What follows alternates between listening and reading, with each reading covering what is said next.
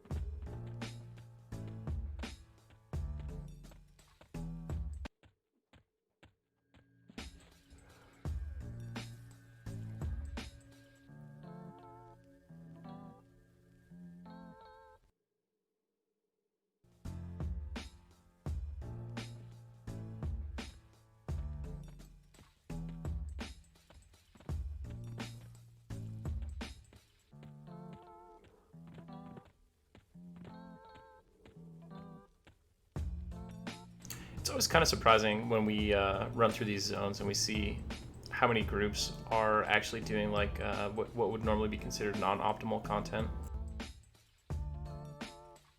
Like KFC is always camped in South Karana. There's always a lot of people in East Karana doing stuff there. High Pass and High Keep have pretty regular groups in them. Even though all of these zones offer no zone experience modifier and often have basically no good loot.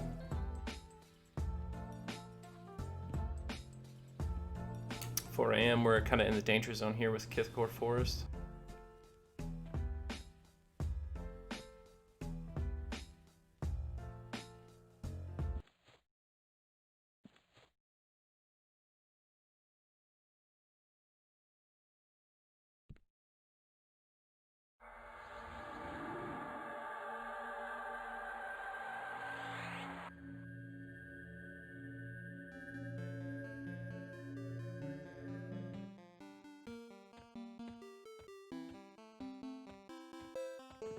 IVU should be good against most of the stuff that we could run into here that would kill us. The only exception I think would be like the wolves.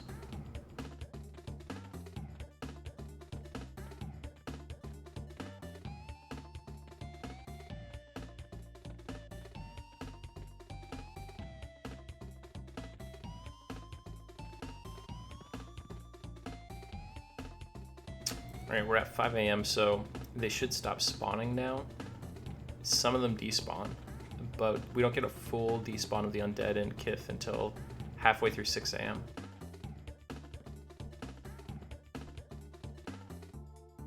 Yeah, we got some decaying commanders over there.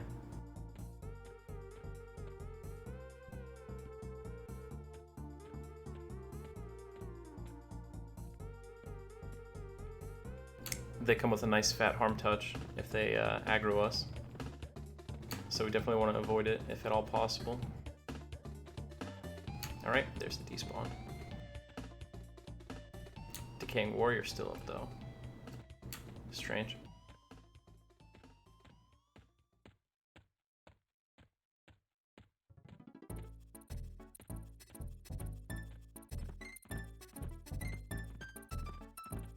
Hey Keeps, good morning dude.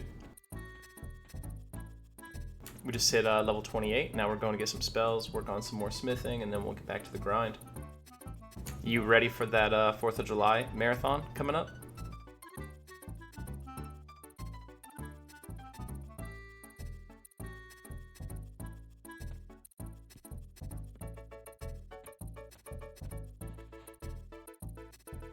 It's looking like Bobby's going to do it with us too. So it's going to be a star-studded cast. Alright, so I know that you can't be a Halfling Paladin right now on TLP servers, but I'm kind of hoping that the Halfling Paladin guild is still here. I suppose, well, maybe not. the spell I'm looking for at this level is stun, so I don't think they'll sell it at the Cleric Guild ordinarily.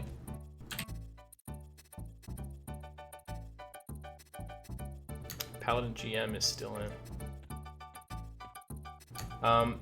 Yeah, those are too easy, Dread Pirate.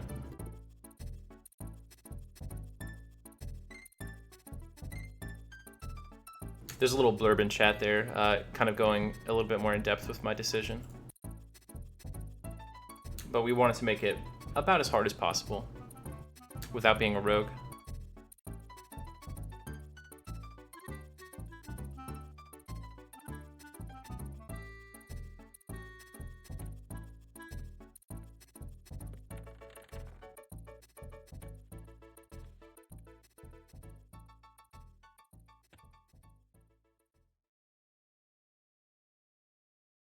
Oh, they're stunned. Perfect.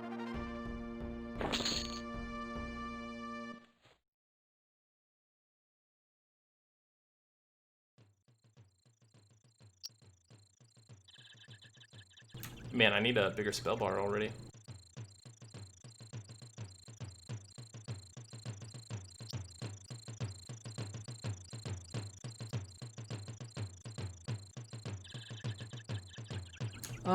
Yeah, I think it's definitely faster than it used to be, but a huge part of why it's faster is player power is a little bit increased, so you can kill mobs that you normally wouldn't be able to kill. You kill them faster, and also player knowledge is better. I don't think it's as increased as people suspect over 1999 rates. Hey, good morning, Oin. P99 is a lot closer to like what it really felt like in 1999 era EverQuest though. So what do we think here? Cure disease or cure poison? One of them has to drop off the bar. I'm thinking cure disease because usually disease-based spells aren't so critical that I need to cure them immediately. Like it was basically up there originally for the purpose of dealing with slows.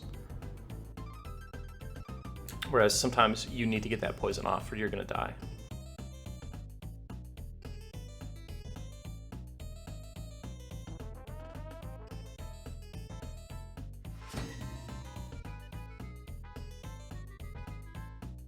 $35 mana, kind of a lot of mana.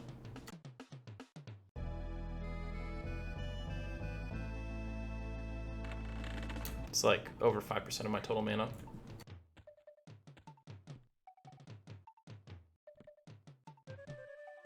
Yep, I just hit it this morning before I started streaming. It was good. We mostly did goblins. I went to Paw for a while, and Paw was actually like really good.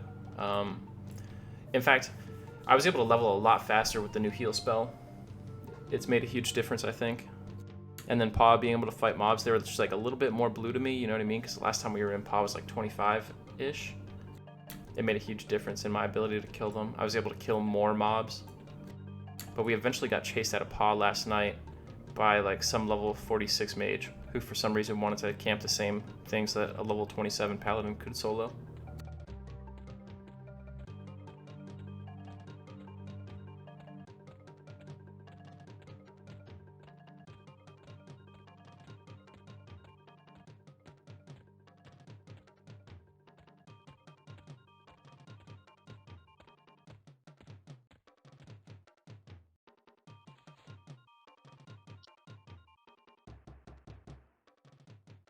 Nice, are you liking it, Keebs?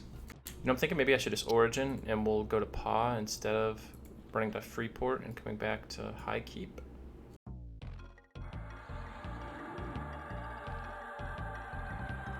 Ooh, we didn't have anything quite so close, Ooblies. That was the big one for the day. But, you know, new day, new near-death experience. Here we go, right? I threw on the old spell effects, so we'll try to use those from now on because I like them a lot better, personally. Oh, okay, Keebs. Do you know how long it's going to take for you to get it? I know like some shipments are a lot slower right now.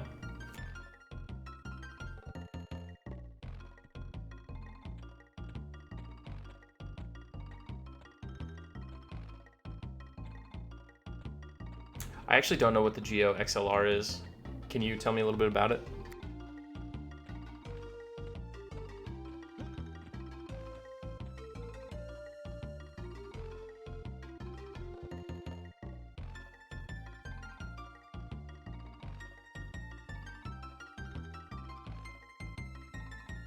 I just linked the two things I was looking at potentially getting to improve my audio quality. Oh, okay.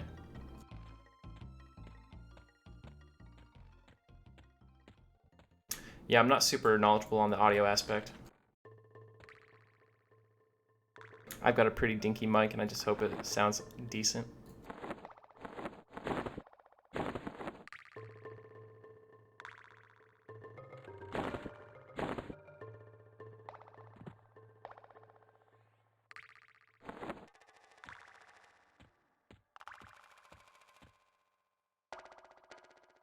Yeah, I'll check it out.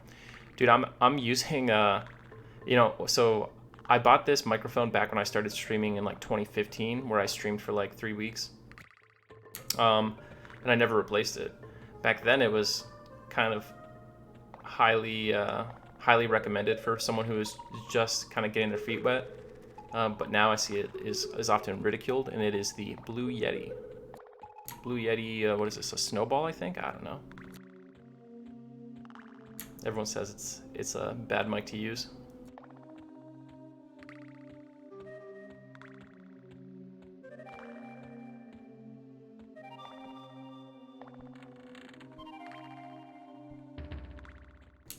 Yeah, once I messed with the gain settings a lot, it wasn't so bad.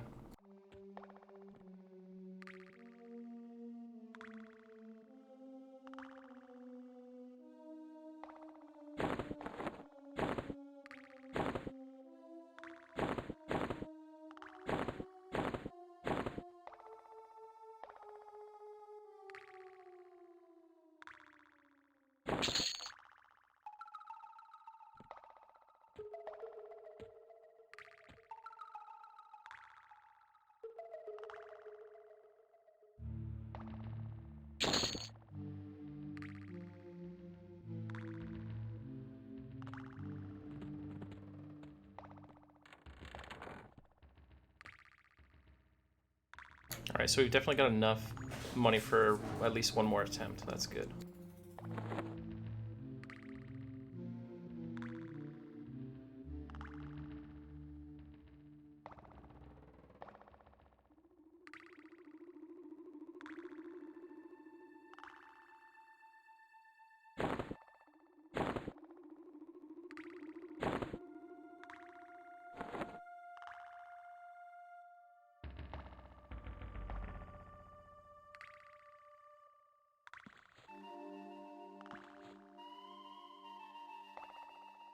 Okay, yeah, I do have. I have a 1080 Ti. I haven't played around with the settings too much, but I do have some noise gates and everything set up.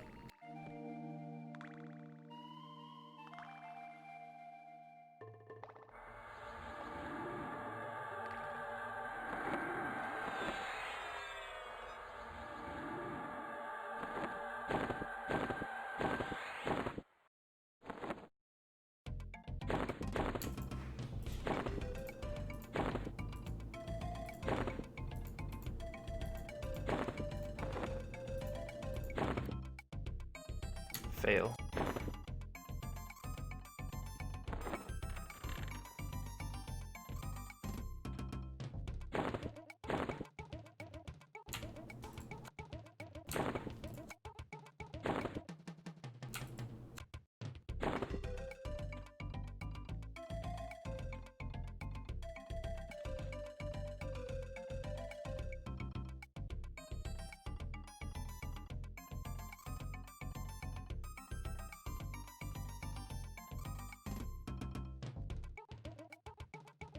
Yeah, I could look into it. I'm getting ready to move in a couple months, though, so I don't want to do anything too crazy.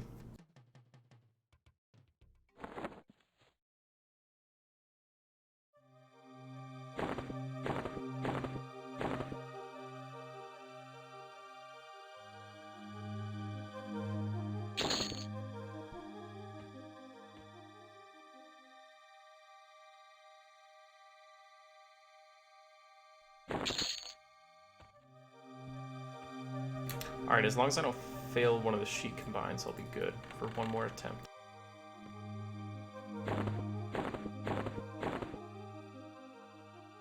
Yeah, I definitely know about those.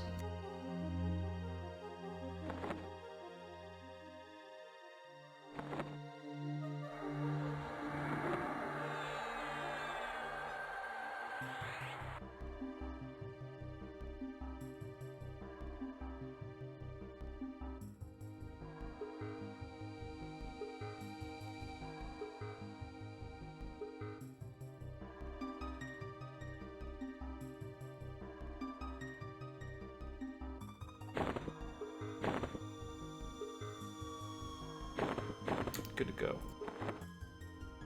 Hey, good morning, Kettle One. Hey, yeah, you like that DKC music? It is a personal favorite of mine as well.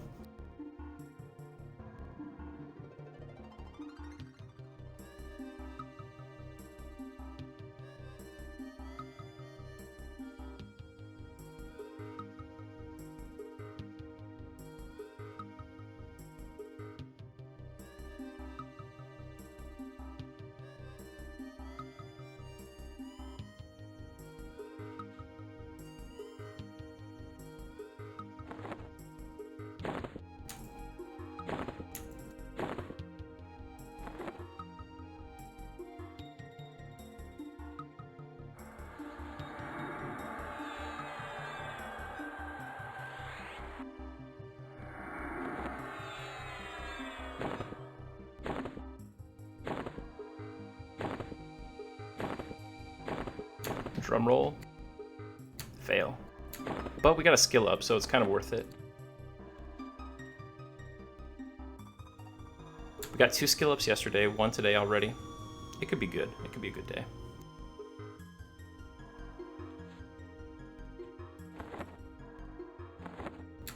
Yeah, DKC was like way ahead of its time for how high quality the soundtrack was.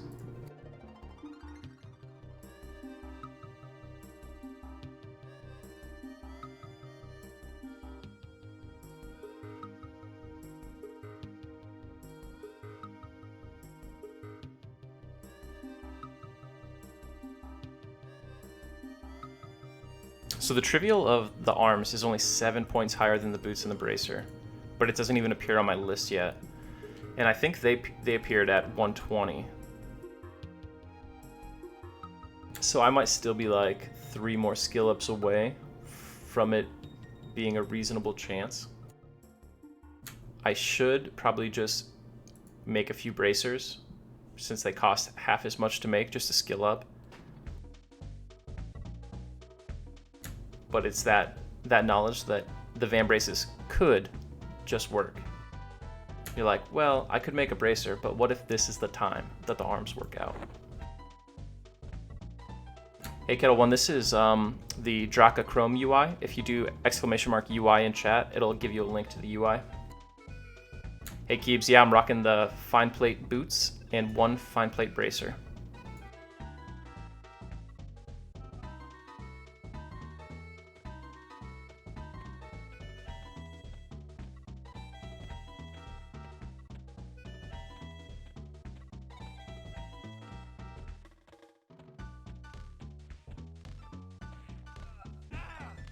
Oh man, rip bro.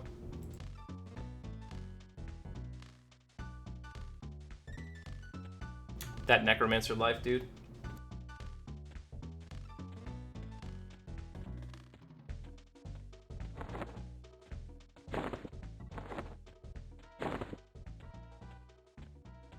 Probably gonna have to take some time later today and make some more leather padding as well.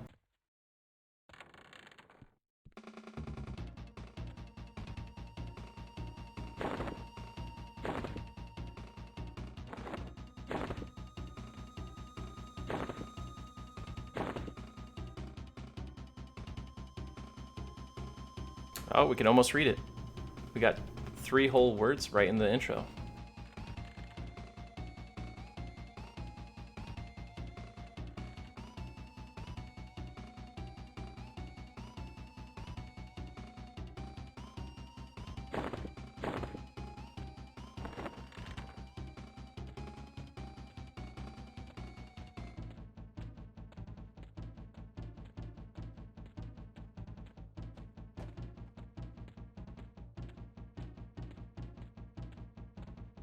I'm glad I have a little plat left over to buy food and drink. We're getting low.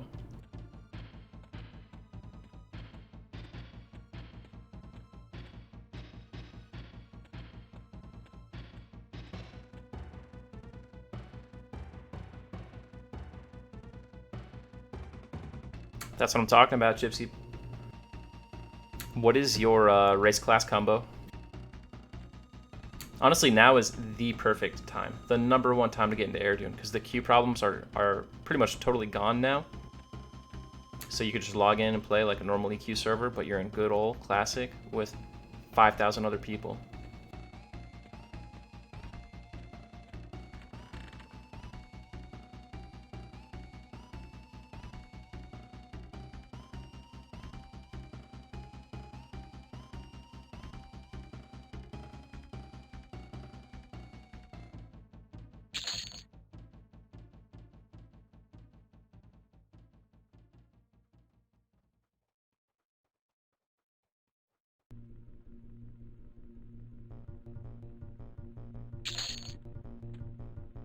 Ooh, those iron rations emptied out the bank account there.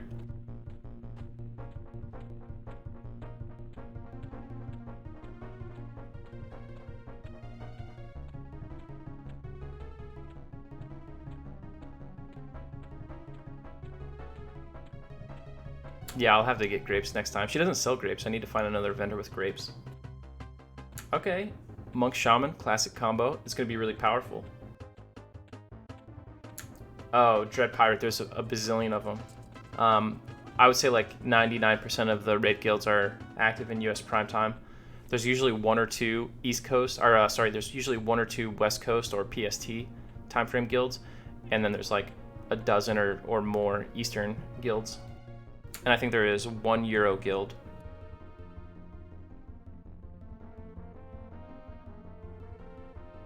Okay, Chase, so you played on Agnar, so you already know kind of like the differences between Airdoon and P99.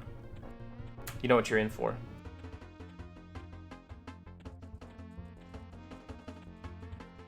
Should be pretty easy to go to Common Lands Gypsy and sell a chrono for like 22 to 2400 platinum, and then get yourself stacked up with a pretty good starter set for the monk.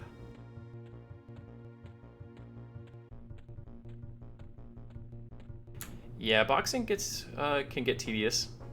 Some people, like, it's the only way they want to play once they've done it, but I'm kind of in the same boat. Like, I prefer to focus entirely on one character. I'm probably just too dumb to box. Well, especially True Box. True Box makes it like worse, you know, trying to bounce your vision around different computers and stuff.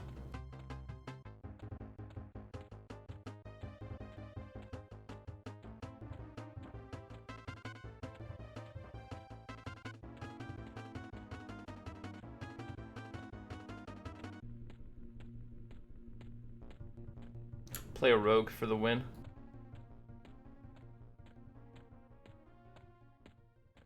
If you play a rogue, all your gear is going to cost like 20 plat.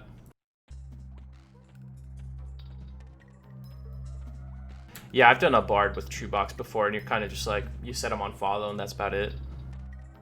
It's not so bad.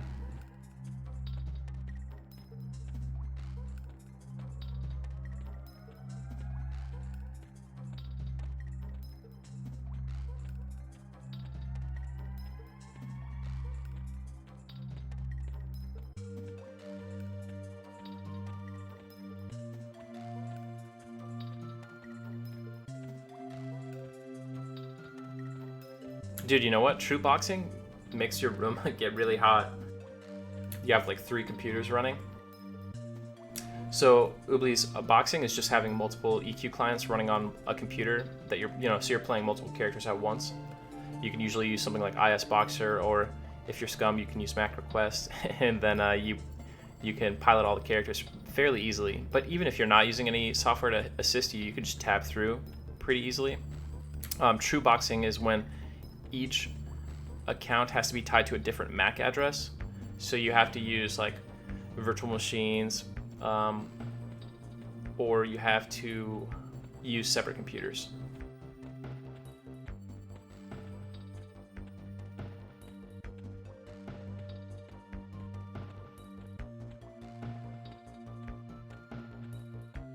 Yeah, VM is cheating. I should clarify there.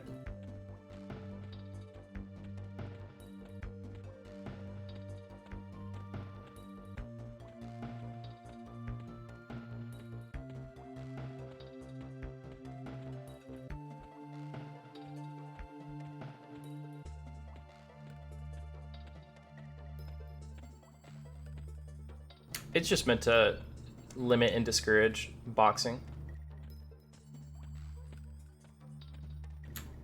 So the the reason they use the word true, right, for true box is because it's meant to represent how people may have actually boxed in 1999 for the very small number of people who did it.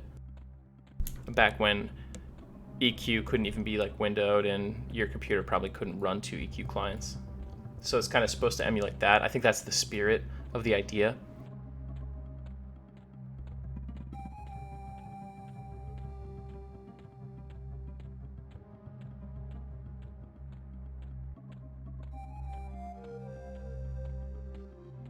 And really, true boxing, it just isn't targeting people like Keebs who box like one or two characters.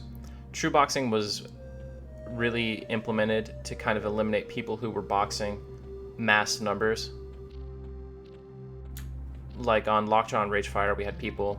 I mean, there were plenty of people on Lockjaw and Ragefire who boxed 20 characters. There were a few exceptional people who, at some points in their peak, hit close to or at 100 characters.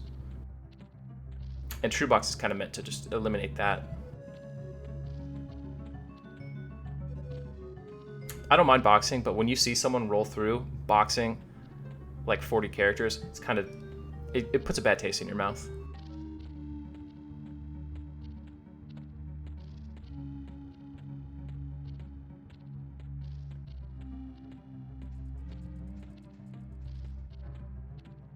Yeah, it has a disproportionate effect on like server economy and stuff.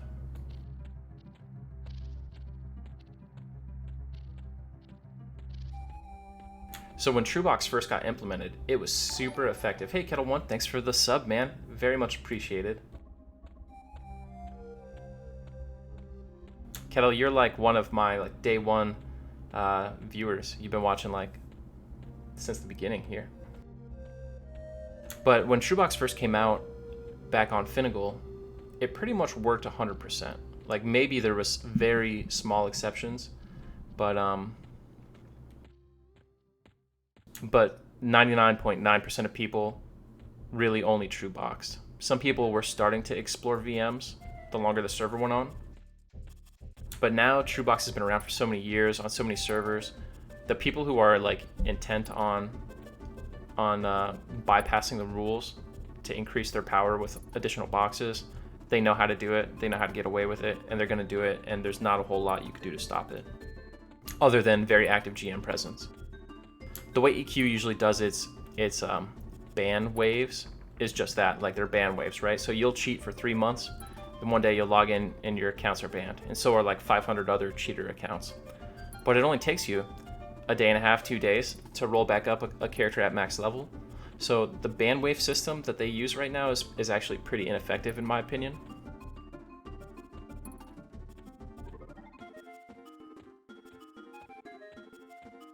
I didn't really hear anything like 40 boxing on Finny keeps personally.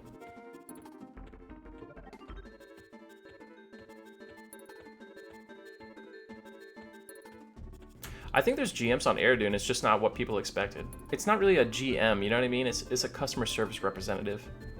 Kind of different. Like people hear like, hey, it's gonna have dedicated GMs, and they think back to their server GMs from 1999, 2003 era, when GMs were like running around, interacting with the community. You knew your server GM's name.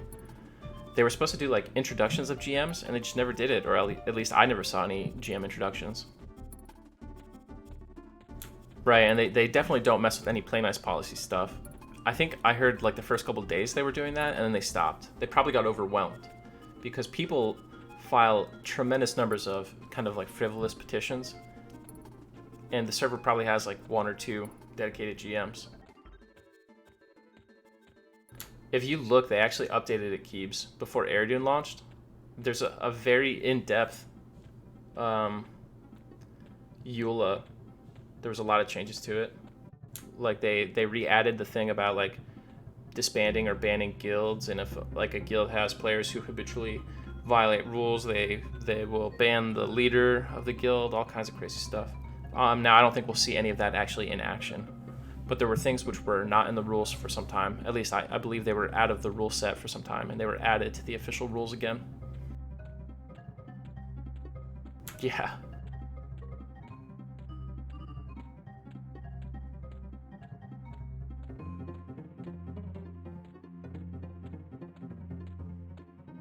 I kind of take all Dark Paw promises or claims with a big grain of salt, unfortunately.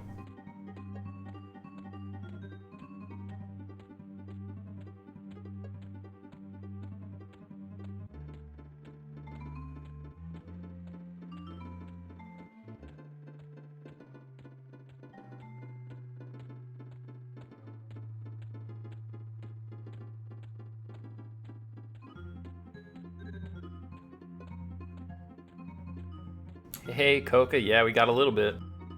We've got our fine plate boots, one fine plate bracer, and if you haven't watched in a few days, we've got the bronze helm.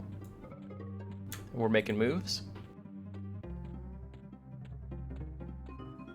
Though I think we've failed our last like 5 to 10 attempts on fine plate, so we got the boot and the bracer early yesterday morning, and we failed everything since.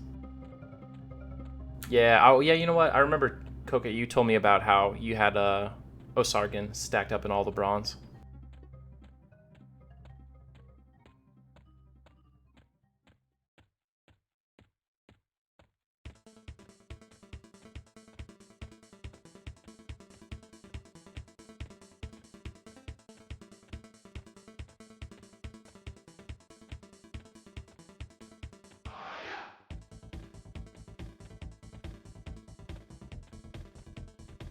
Did you guys kill him at the end to loot all the bronze, or did you just leave it on him?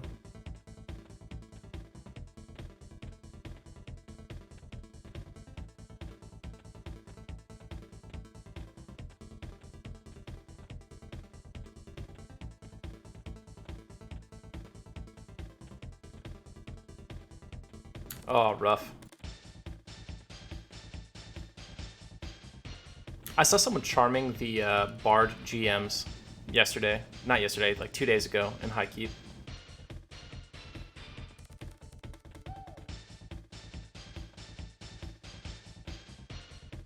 They walked up, KS'd me on like 3 mobs, then said sorry and walked away.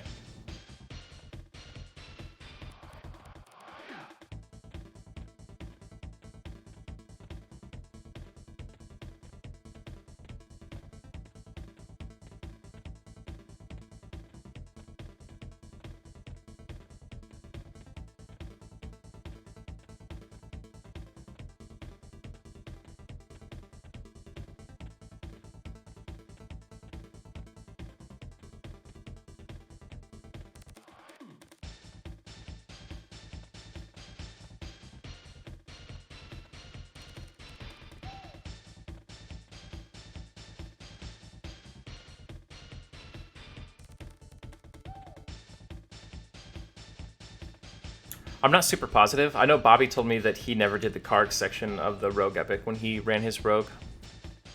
And I think I also skipped it. I did a Rogue Epic in 2010. And I'm pretty sure I skipped card.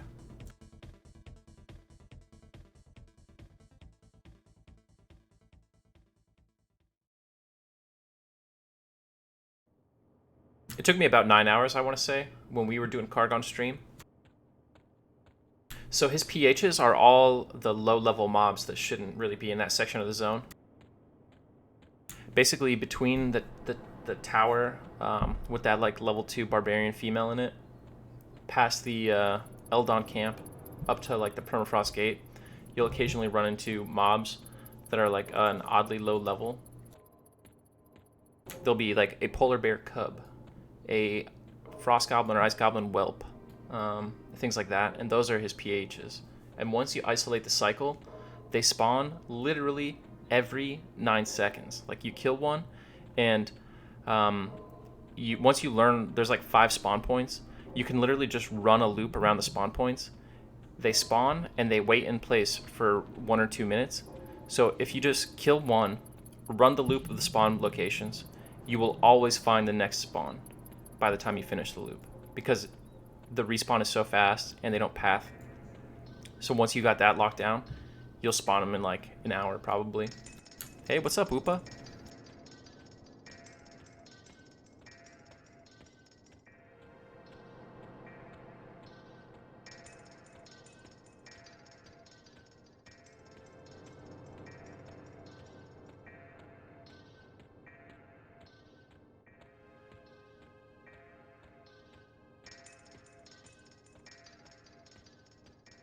I think the only weird one is like there's a polar bear, just a mob called a polar bear, and he like paths all the way up and down south of the river. Maybe not south, left of the river if you're looking at the map. That's what I found when I was on test. Once I killed him, I was able to start the cycle up. But it helps if you basically take a bard or a ranger and go on test server and figure out the little spawn spots for all those mobs. Now, ranger has better track, but if you take a bard, you can high sun mobs, which will help a lot. Yeah.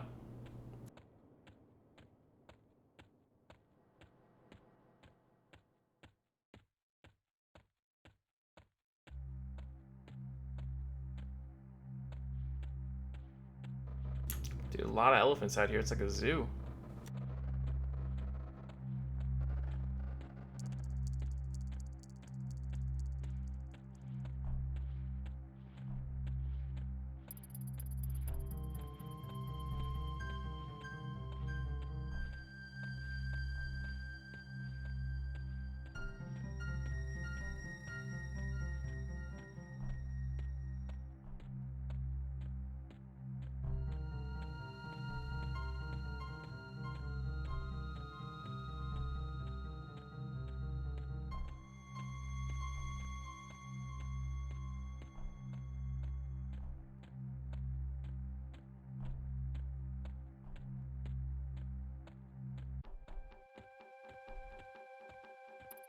Yep, this is that DKC OST. Once we finish this one, we might roll into DKC 2. Or we might do Majora's Mask. Or maybe we will do Chrono Trigger.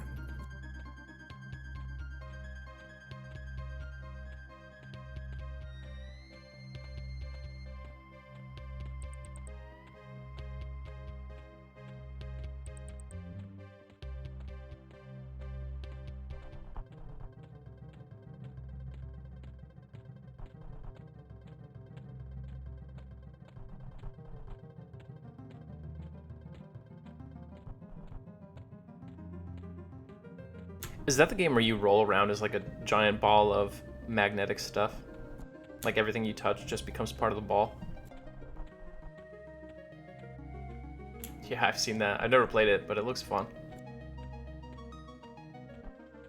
Man, me and my buddies in like 2017, 2018, we used to do DKC like once a month. We would set up 3 Super Nintendos in my house, and we would have teams of 2, and we would do a race through DKC to see which team could beat it the fastest. Every time you died, you had to drink and pass the controller to your partner.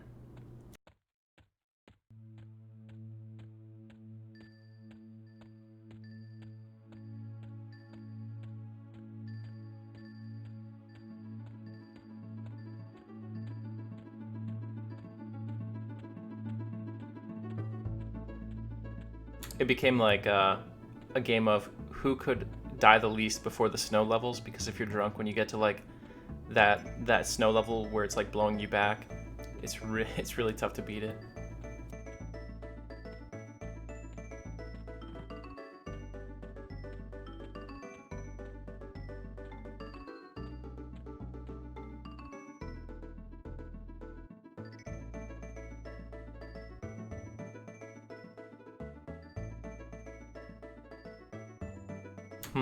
I can't say I do.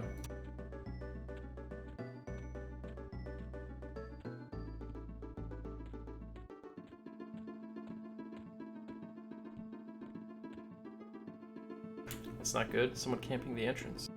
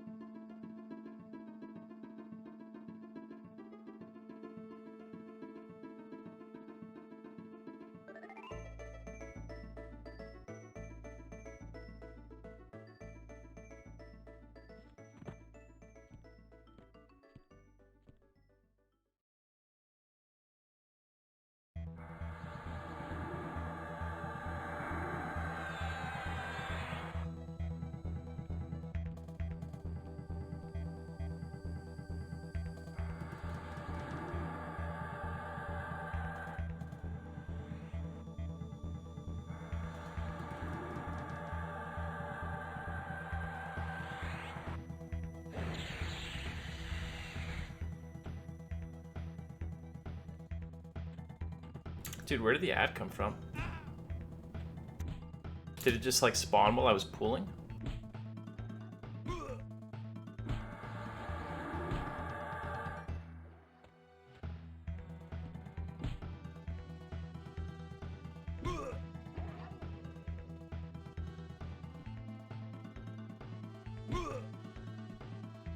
Hey, if you want this, decide quick. I don't have fucking time. I guess I'll just take it to the entrance.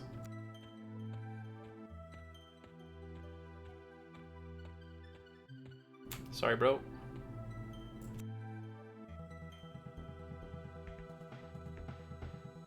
Spindall coming through with the big knowledge.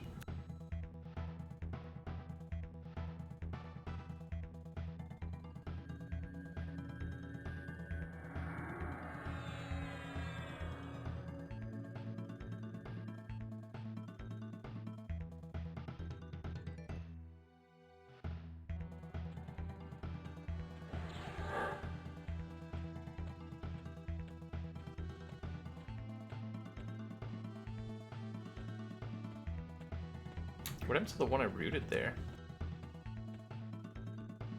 Just path back.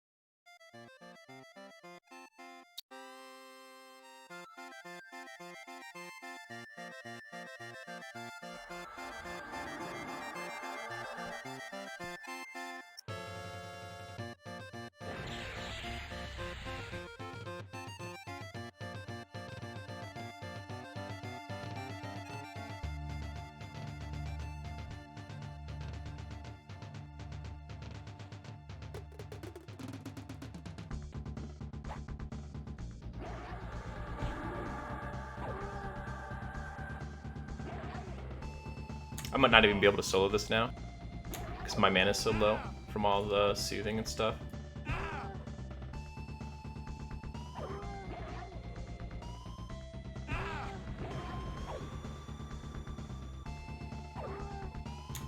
I'm really digging the old spell effects now. Big improvement.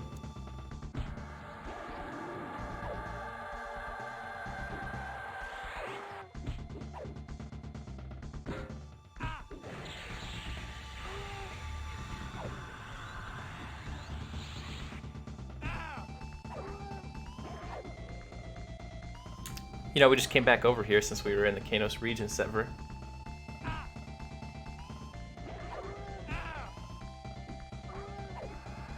I like when my level 1 Yelp spell fizzles.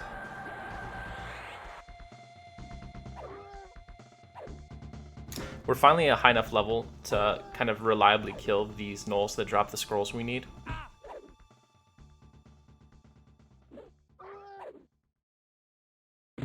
So it's only a matter of time and patience to get the gem inlaid gauntlets.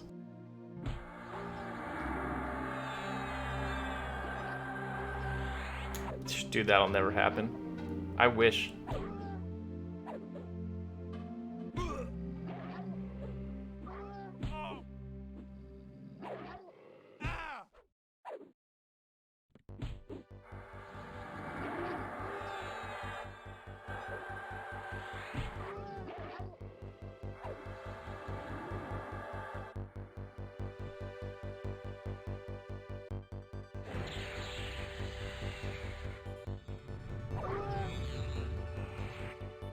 Ooh, I really don't want to get that ad.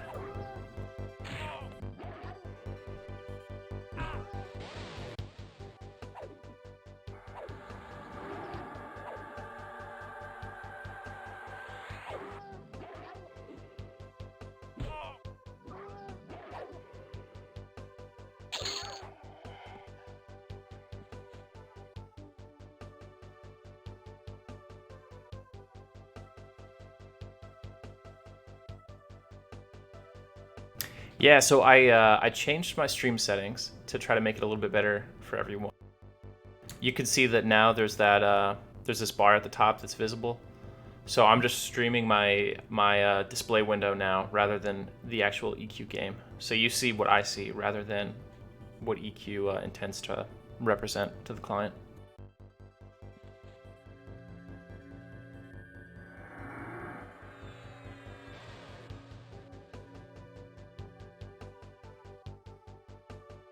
But that means I could do this. There we go, now it's dark again.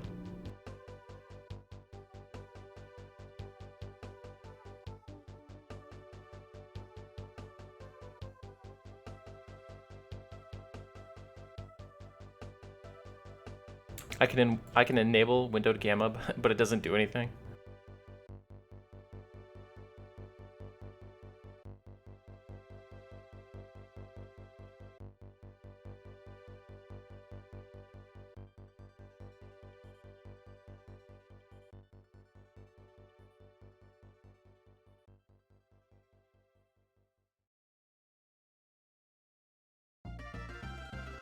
Yeah, but Keebs, you play a dark elf, right?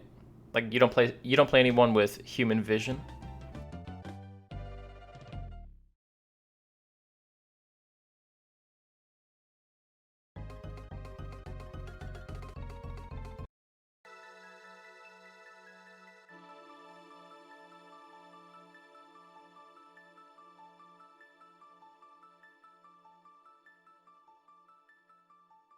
So like if I use the game view, the game source, it will look like this.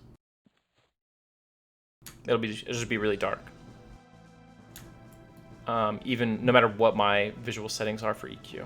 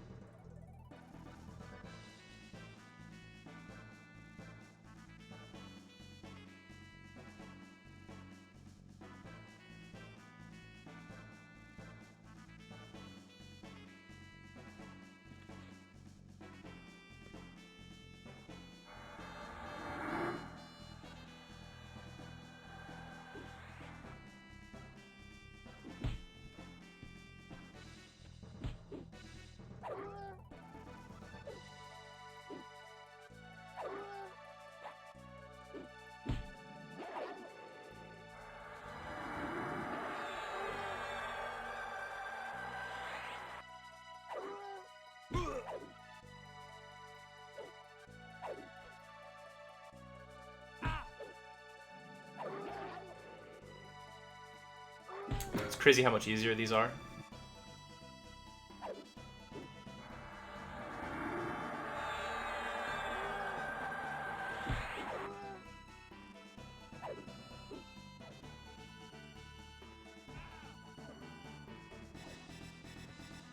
So next level I get Endure Magic, not a huge spell, but it'll be nice, especially for like all the roots and slows and stuff I have to deal with. But at 30 I get a new AC buff and my Undead Nuke.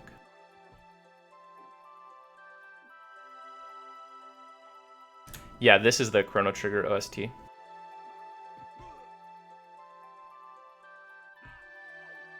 Yeah, the Endure Magic's gonna be nice. Not getting rooted as much.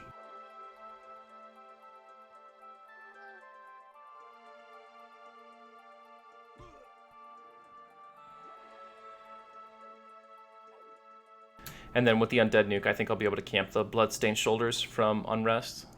So it'll be like an additional... They'll basically be 20 magic resist because they are 10 MR and I currently have negative 10 MR shoulders on. So I'll gain 20 functional magic resist from that item. We're going to become very resistant.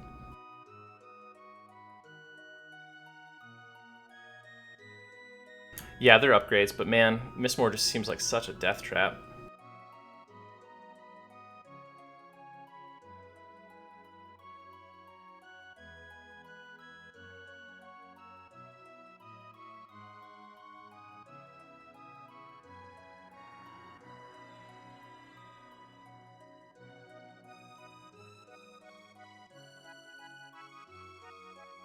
But how risky is it to get to the mob?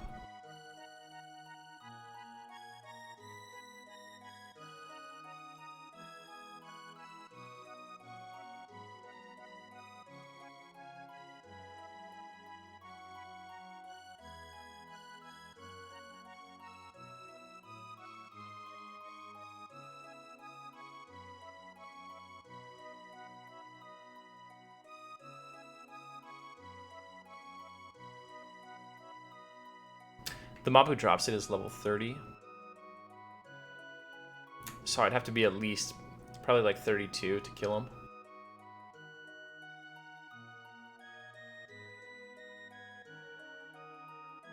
Yeah, this is split paw.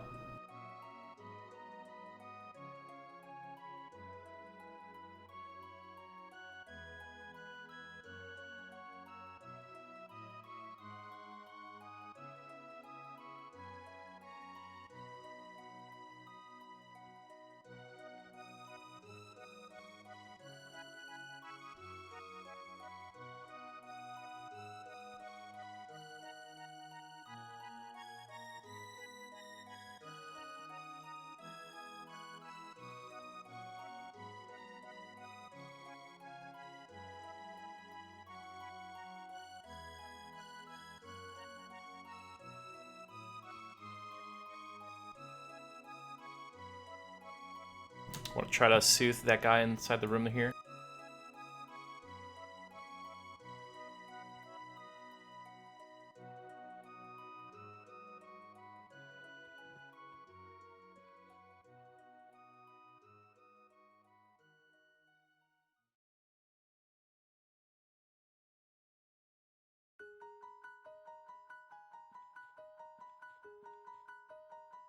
Got him.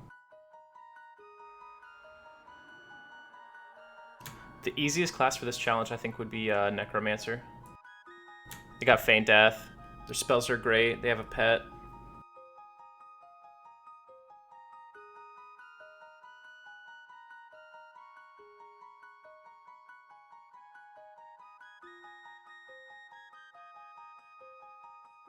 Yeah, I've never really messed with Mistborn much, so I'll probably go over there, learn the zone a little bit. Whoopa, local lore. Well, we are in Paw, the holy site of the Gnolls, because it was ostensibly created by Brel himself.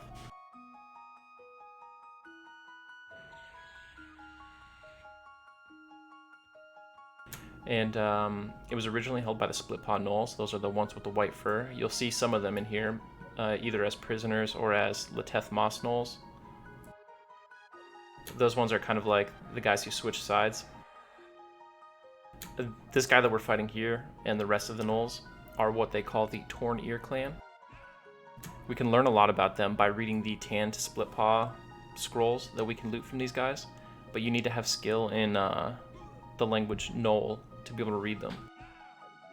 So we're partway up in that. I think we're at 40 something. We need probably like 50 to 55-ish to really be able to read them. But basically the Tornir wanted to own this location because it's strategic and important to them culturally. So they kicked the Split Paw out and they executed Kurpok Split Paw, the leader of the Split Paw Gnolls at the time. And now the Split Paw Gnolls have spread across the Karanas, fled to Lake Raftir, or they have gone to the Sabertooths of Blackborough to ally there. That's why we see like Brother Drash in the Karanas. We see Lord Elgnub and Split Paw commanders in Blackborough, just because they were ousted from their homeland. The leader of the Torn Ear clan is called the Ishvamal, and he is famous actually in the EQ world because he created the spell Locate Corpse or Summon Corpse. In original 1999 EQ, the only way to get Summon Corpse, I believe, was to loot it off of the Ishvamal. And that is your local lore for Paw.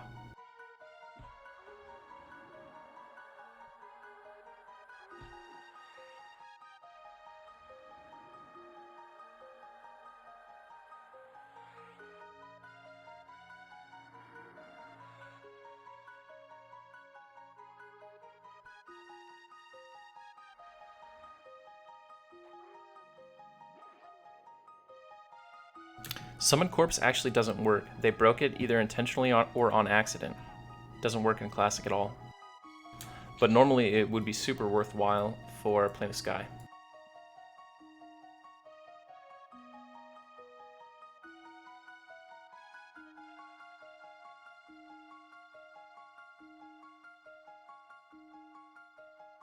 Like, basically, you know, Plane of Sky, some islands only give you a small number of keys, but your raid is much bigger than that, and rather than having to do multiple runs in Sky, you would just like send a Necromancer and a Cleric up with your keys, and they would summon everyone else's corpses up to the next island.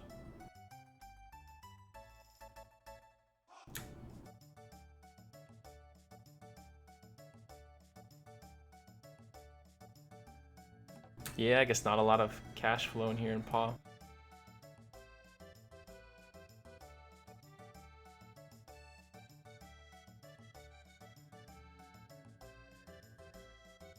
Feels good to be able to make moves on some of these mobs outside the entrance, though. Like, back in the day when we were doing this, back in the day, like, a couple days ago, oh shit, we could only kill, like, the white con, or the white fur gnolls, the 3 spawns. And for some reason, people always like to charm that 3rd white spawn, so he's, like, frequently not up.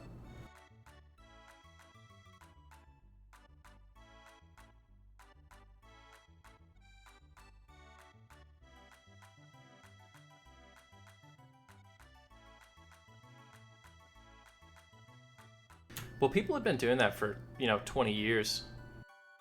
There's a similar spell. There's like an AA with the same name, an AA ability. And I think they were messing around with that and they accidentally messed up the spell. Because the spell is still in the game. You could buy it. It just says level 255.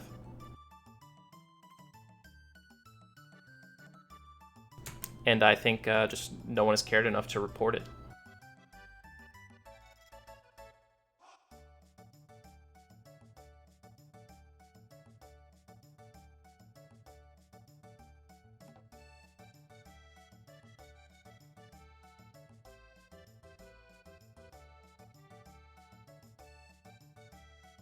Usually if they wanted to limit the way people used it, like the way it was used in Sky, they would just make it not work in that zone. Like similar to what they do with Call of the Hero. There's a bunch of zones where you just cannot use Call of the Hero. Or even sections of zones where you can't use Call of the Hero, like Emp's Room.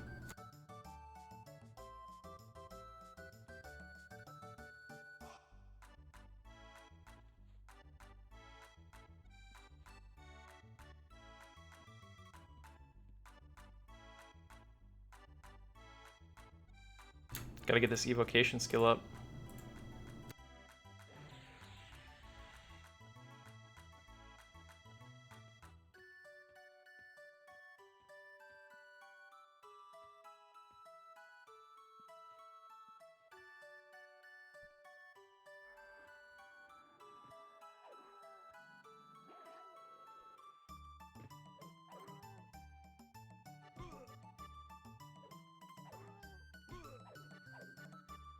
I really like the flavor message you get when Call of the Hero doesn't work somewhere. I don't know if you guys have ever seen it. It says, there are no heroes here.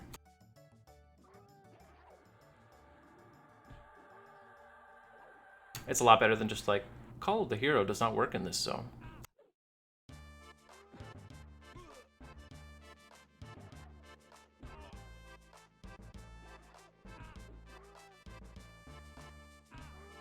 Like some zones, levitation doesn't work. I think Runny Eye is like one of the zones where lev doesn't work for some reason. Whoa, an anonymous gifter. Thank you very much, anonymous gifter, for the subs.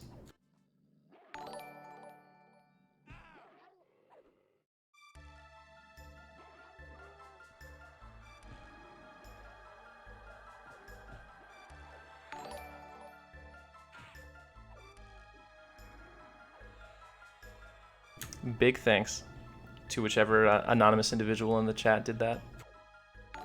And 25 emotes shared.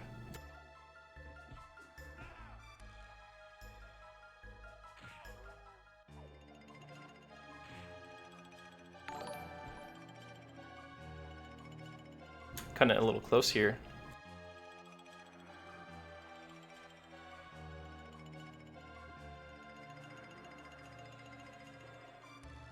But yeah, like there's some zones where you can't use levitate at all. Like Runny Eye, I think, is one of them. Hole is obviously one of those. And it just says levitation effects do not work in this zone. It'd be cool if there was some kind of flavor text, like an unbearable force disables your ability to float above the ground. You know, something like that. I'm sure a designer could come up with something better than what I just made up right now.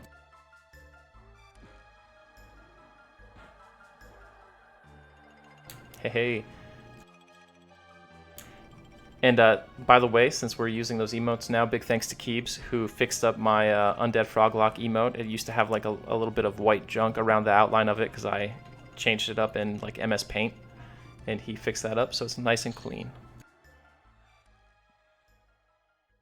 Uh-oh, we got one of our skins.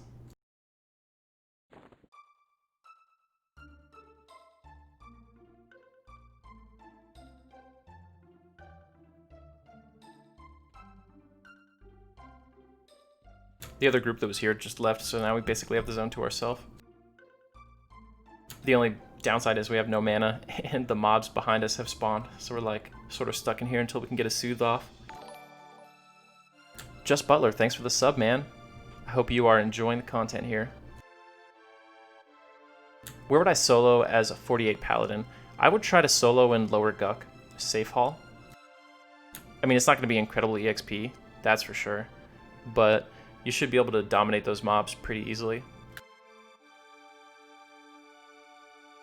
We're still hanging in there, Kappa.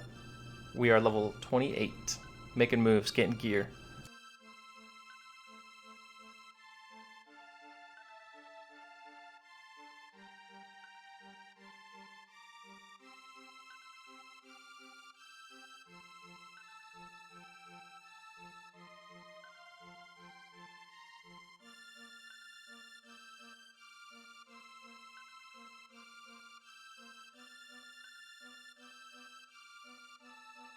Yeah, Kappa I am. You could read the little SSF blurb there. All my gear is crafted, quested, or looted by me from mobs I solo and stuff. Let's see what we could read out of this. Okay, so we have Volume 3 here. History of the Torn Ear Clan, maybe?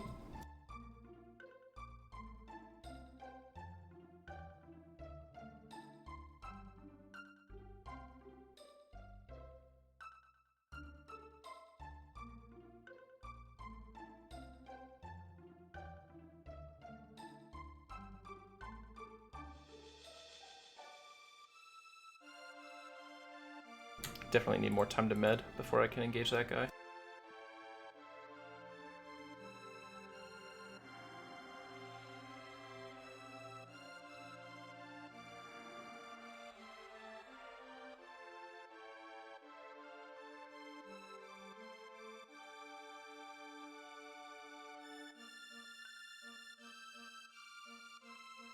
Huh, every time we open this, it reruns like the code, and we see a little different version of it.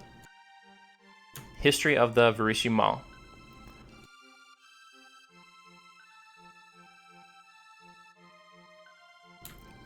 So they don't use like a consistent thing, you know what I mean? Like the V doesn't always equal a Z when they translate it, so I don't think you could technically decode this. It looks like it says the Varishi Mall were something then ruled by the Ishva Mall.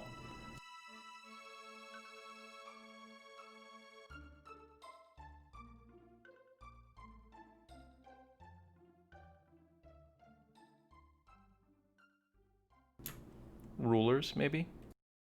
In the old tongue, Ishva meant something.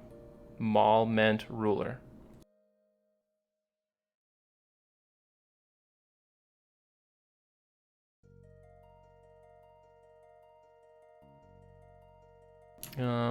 Something. There were the Roth and the Tesh. We're working on it. We're gonna get it. A couple more skill ups.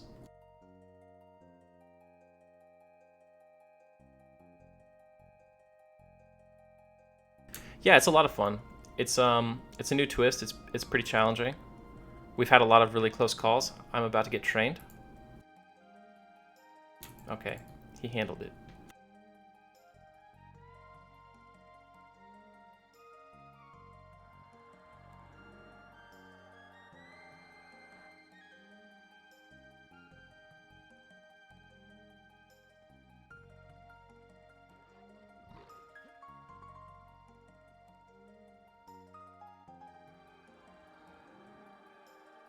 Oh, I was so close to getting that soothe off in time.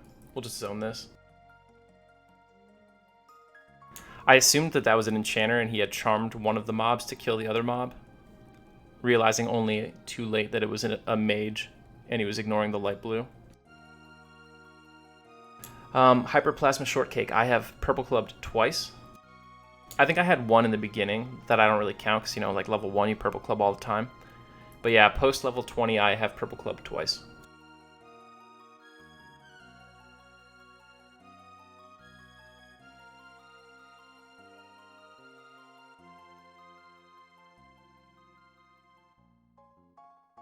Yeah, it's crazy.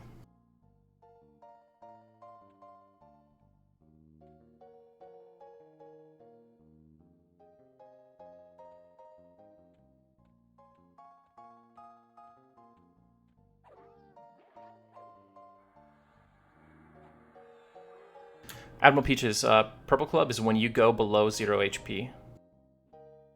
There's a certain percentage of your max HP. Someone in chat will know it offhand. Oh, geez, what is this? And you can go below that. So I think like it might be 5% or 10% without immediately dying.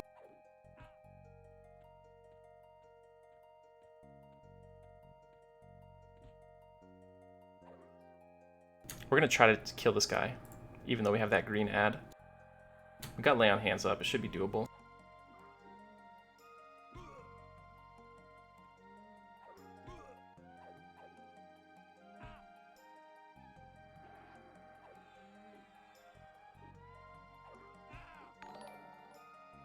Hey, Bullrog, thank you for following, man.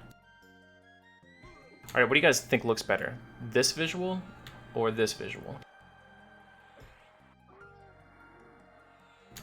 Just kidding, apparently we would have to rezone to show you. Didn't change anything.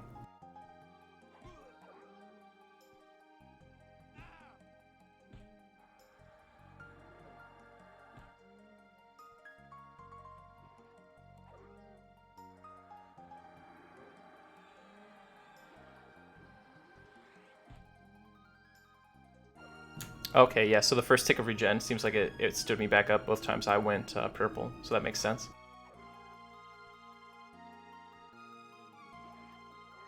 We're really lucky that this guy's root broke before the other dude's soothe broke, otherwise we'd have another ad right now.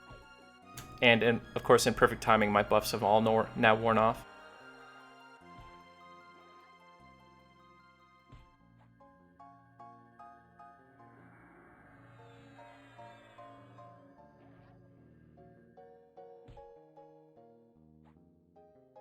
Jeez, interrupted.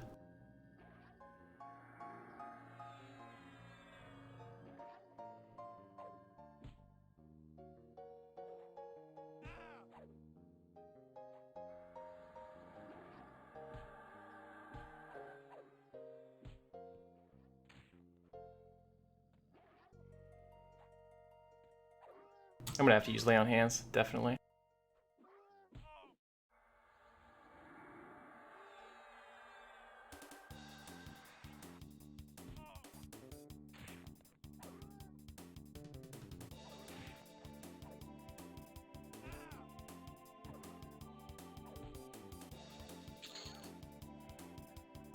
We'll just zone.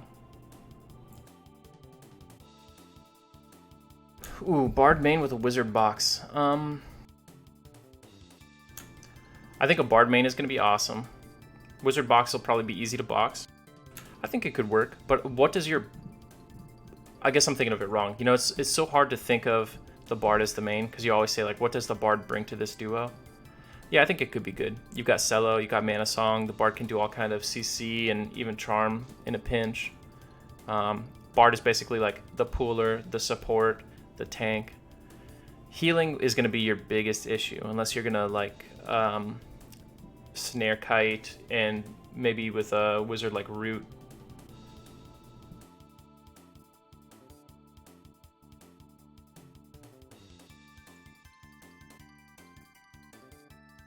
Thanks, Viral Ostrich, and good morning. 2 people walking in the zone, that's always bad news. Oh, rip. Zoned into the zone line again.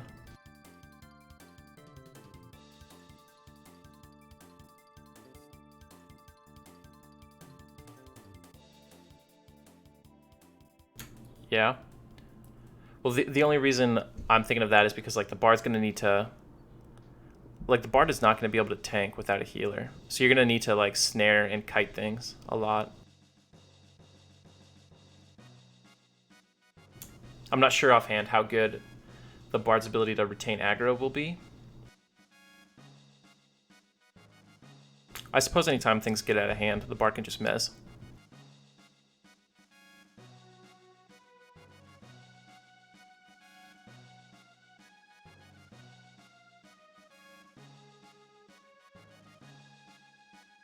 Mez, nuke, mez, nuke. You could time it so that your nuke lands right before the mez song reticks, so the mob basically just stands there and dies.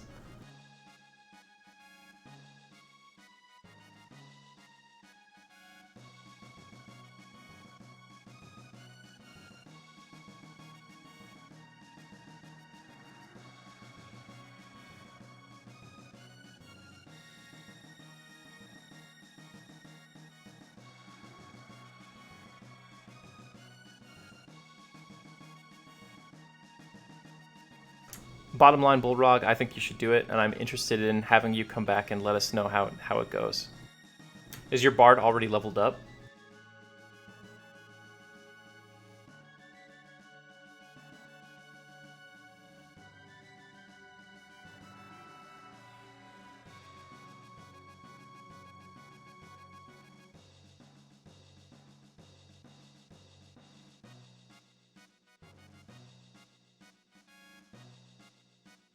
They're both kind of like easy box classes, because like you could box the wizard as just, you know, it stands up every now and then in nukes. There you go. What do you guys like better, this view or this view?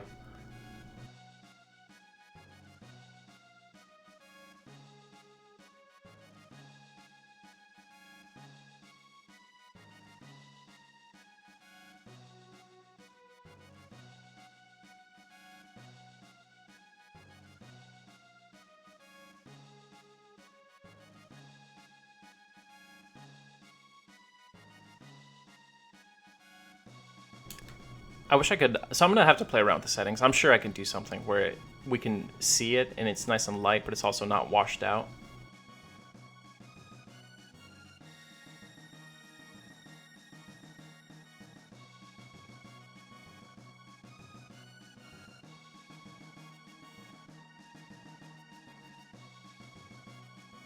Okay, yeah, so you'd be leveling up the wizard later.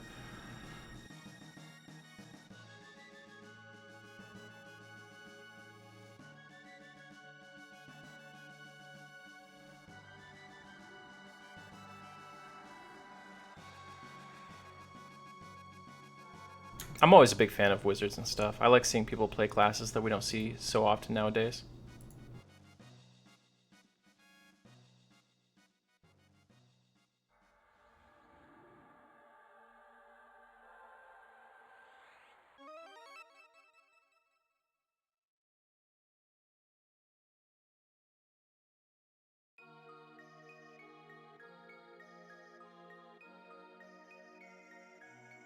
Oh dang, green.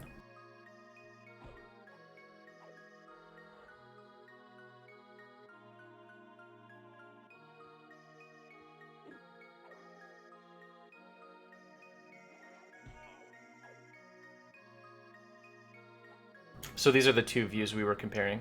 Right now, this light one, and then the dark one.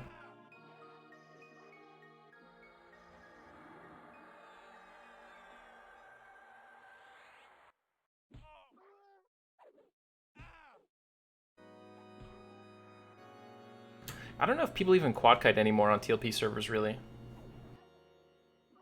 I hope this isn't going to train me. I hope he's going to just fight it there. Good.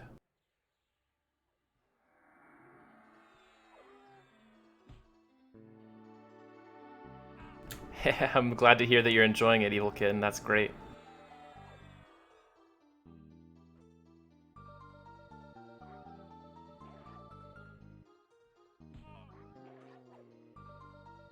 Oh, it's definitely a thing. You just don't see it as much on TLP servers anymore because people don't really solo very much.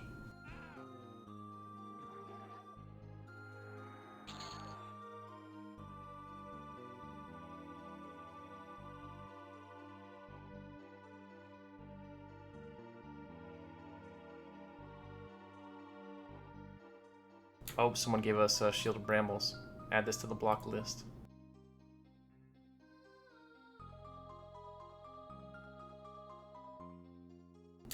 Yeah, if you're playing like Necro or Druid or something like that, solo's the way to go. Well, maybe not the way to go, but it's a lot of fun.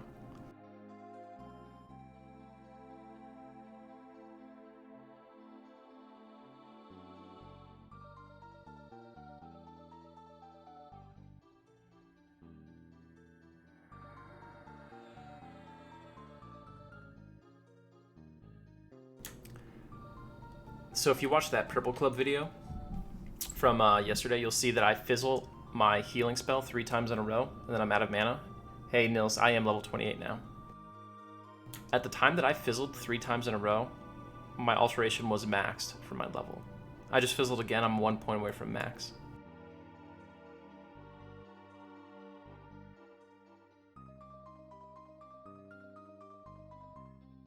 Feels bad, man, fizzling with max skills.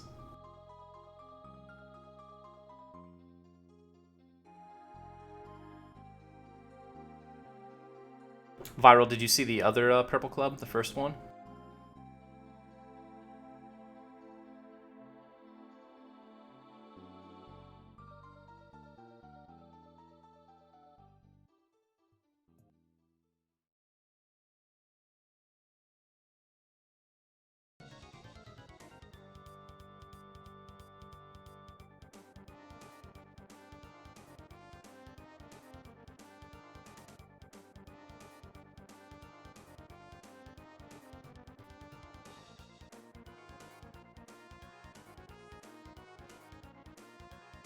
I never really considered it. They've got like a ton of HP. I think they are social with one another, the big mammoths are. And if for whatever reason I get super unlucky and Karg spawns, he will assist the mammoths. Maybe that is related, Viral.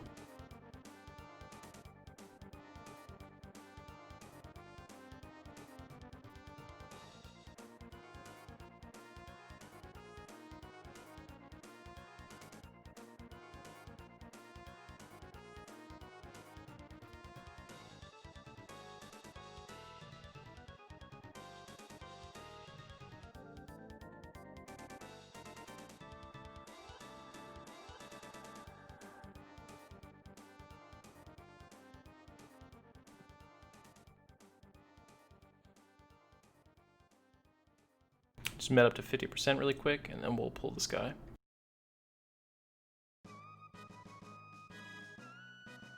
Yeah, we used to farm him back in the day for plat.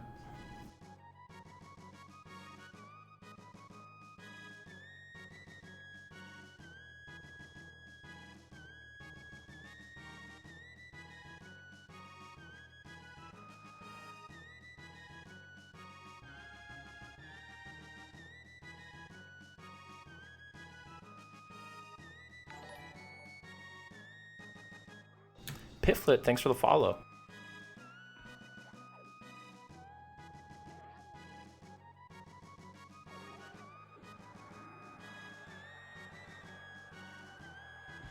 Wonder if these scrolls are lore? Yeah, I guess it doesn't matter. Like the EXP quest is so nerfed, we'll never use it for that. We already have our earring, so we just need one of each, and then we'll be totally done.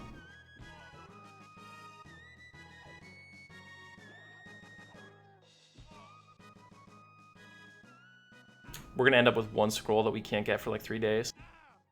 Dude, look at that. 2 Yelp fizzles. How's it going? How's it going?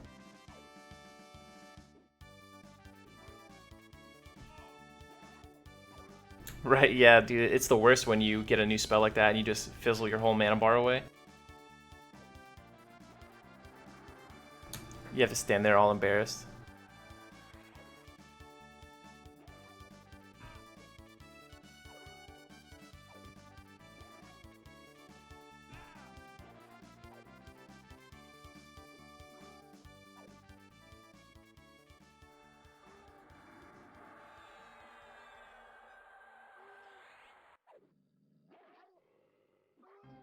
Man, I'm only 1 level higher than this guy, but we are doing work right now.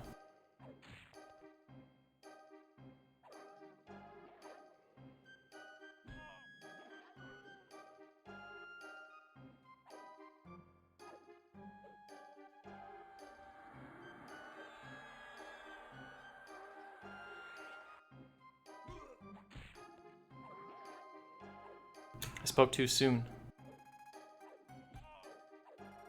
I think he's about to flee. There we go.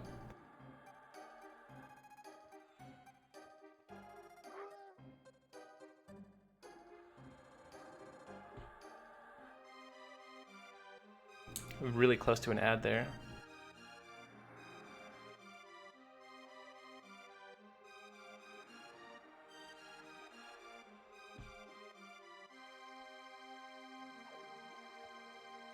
Yeah, there's always some spell that's like pretty deep in your leveling route that uses one of the casting schools that you never touch.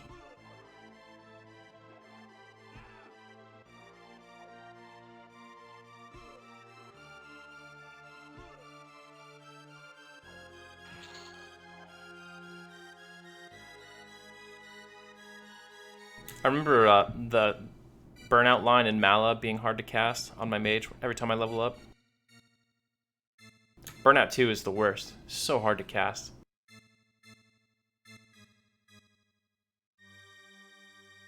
It always feels so great when you get Burnout 3 because you can't fail Burnout 3.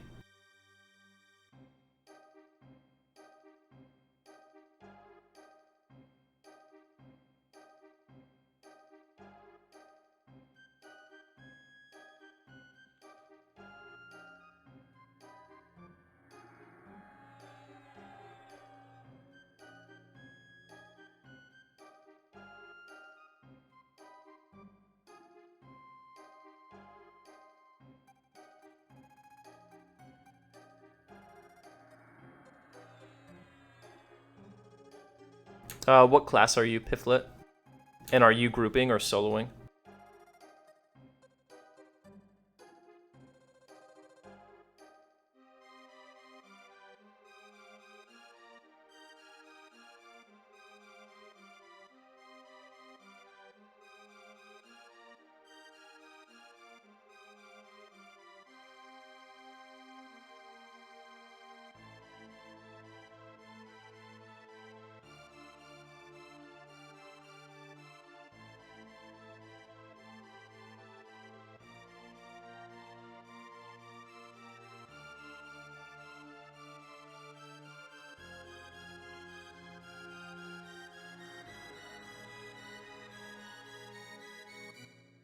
You could do Unrest all the way to mid-30s in the basement. Unrest will be cool. It'll be really good EXP, but it's going to be packed in every pick, and it's like where everyone levels.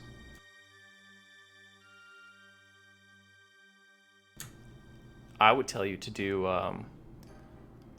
Lava Storm Spiders or Najena to like 18 or 20, and then go to Soleil. But it depends on your class and if you're grouping and stuff.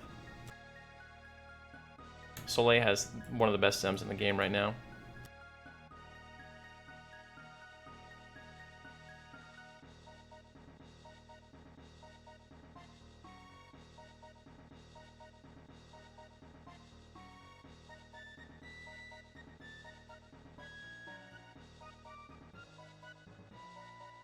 What's up, Bobby?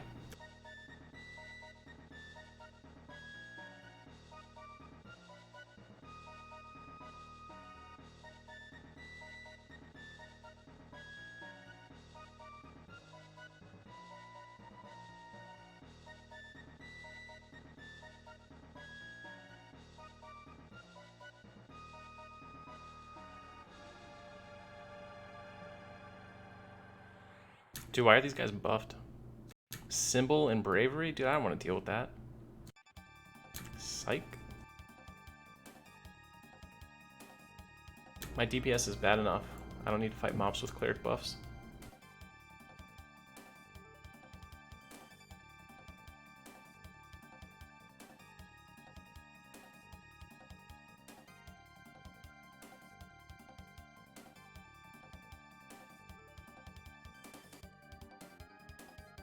Yeah, so with Monk and Carry Weight, depending on your level range, you will have a specific weight limit, and after that limit, you'll see a noticeable drop in AC, and you can mess around with items just to find out what the limit is at every single level range.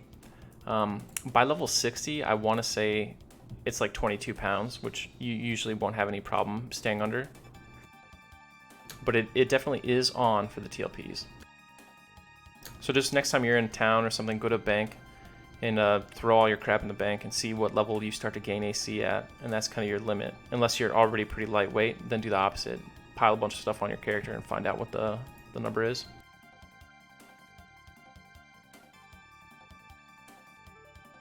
You gotta get like Cured Silk or Woos. I don't know what level you are right now, Zero. But yeah, it can be tough. It can be a little tough.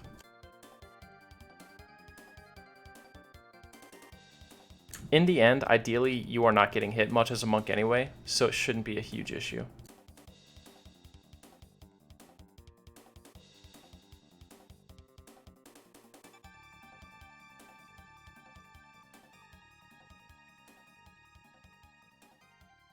Yeah, it's probably like 10 pounds for you right now, 10 or 13 in that range.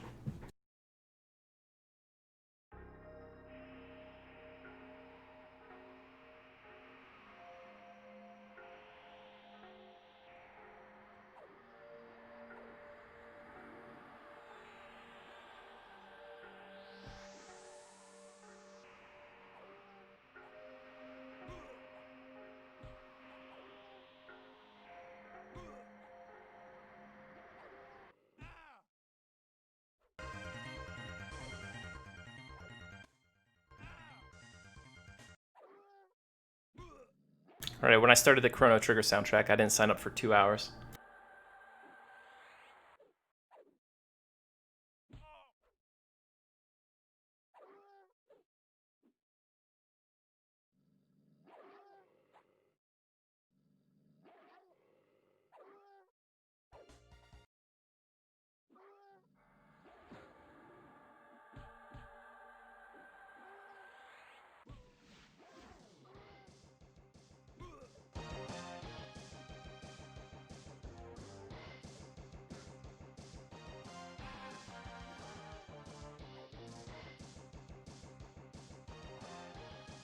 Monk is a really fun solo class. XR Monk with Mend and Bind Wound all the way up to, what, like 75 for monks? So good.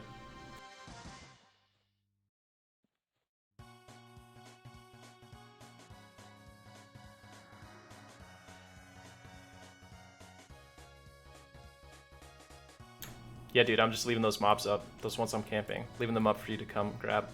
Definitely. Check behind me.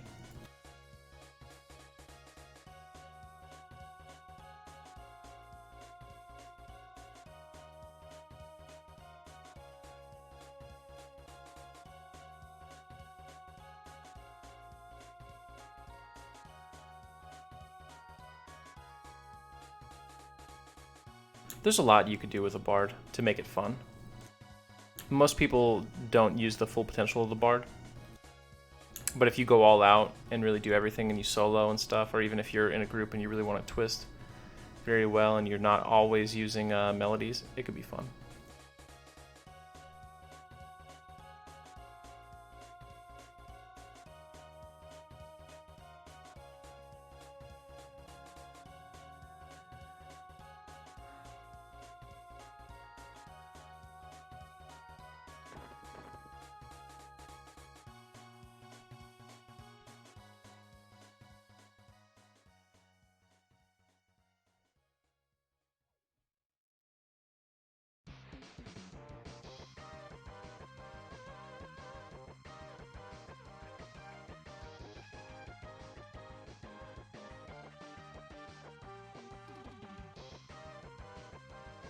Mega Man X soundtrack feels good after like how mellow the soundtrack for Chrono Trigger was.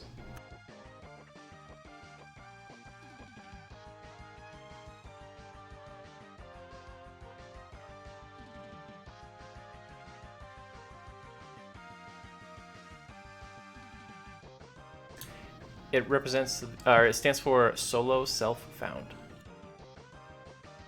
I think it's like a PoE term originally.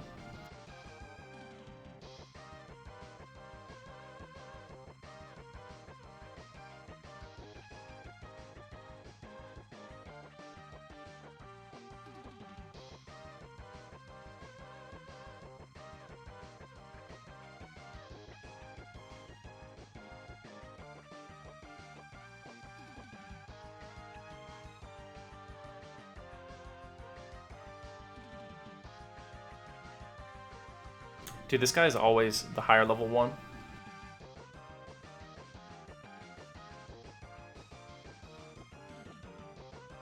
Three levels higher than me. I wonder if we can kill him with a full mana bar and lay on hands.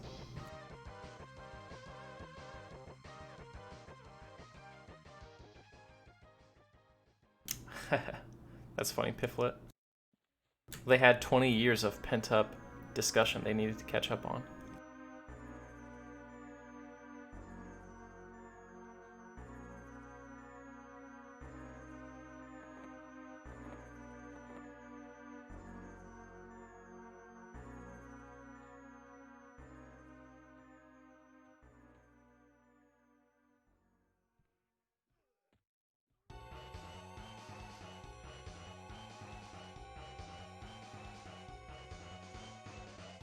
Oh, my guy's about to die.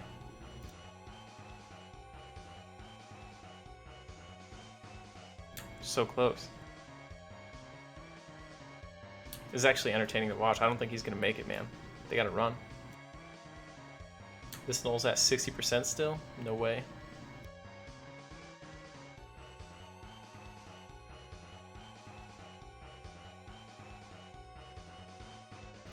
Yep, time to go.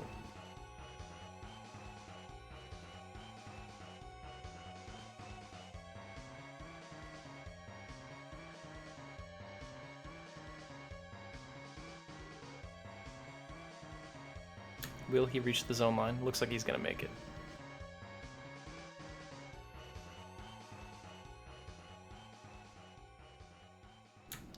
Ooh, Grubhub though. Grubhub's not gonna make it. He's poisoned.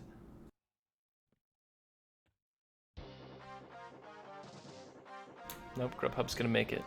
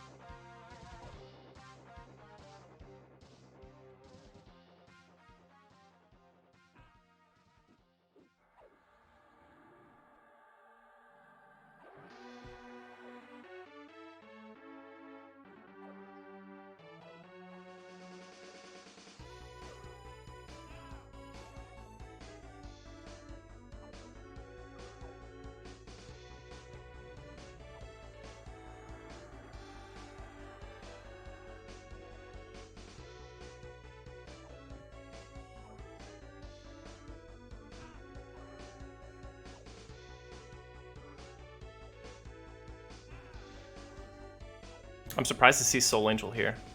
I thought he just farmed high keep guards.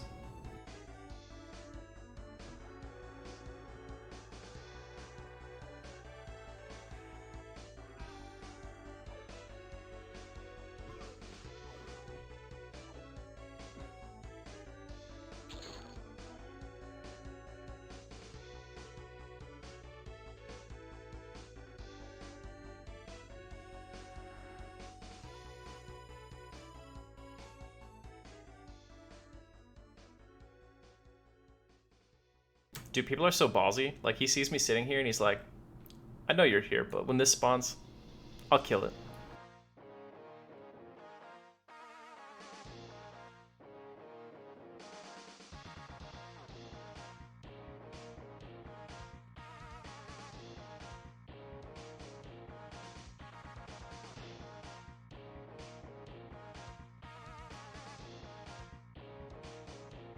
Go kill that one over there, dude. The yellow one that I can't kill.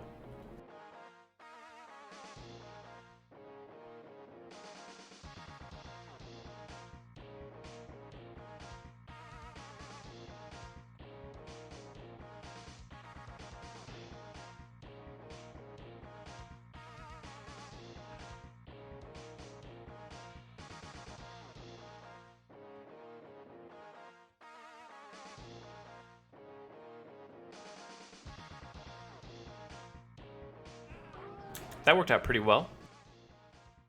He just inherited my ad.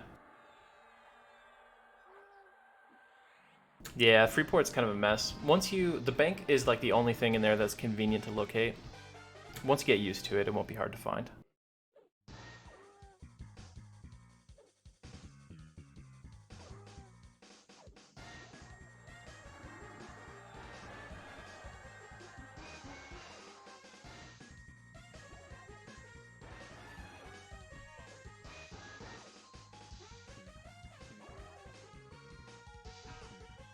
Remember, Gypsy, you can actually hit Control F in game now if you're in a local city, and it will give you a little guide that you can select paths to, so you can find the banker that way.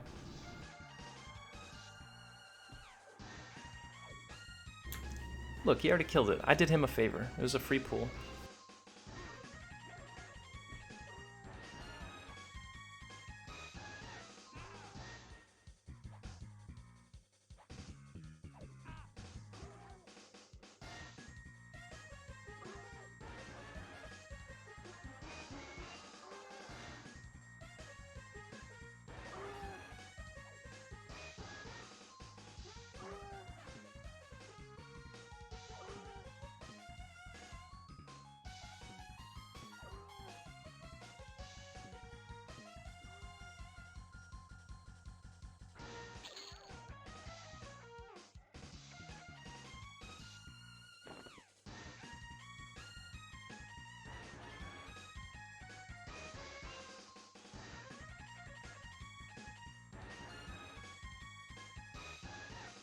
That mob is 10 levels lower than him. He must be here just trying to farm something.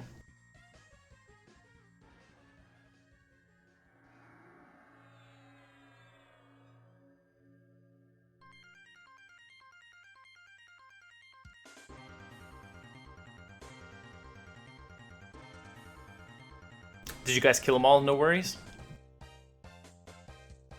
Because if you killed them all, he was right. But if you guys wiped, then the puller was doing fine.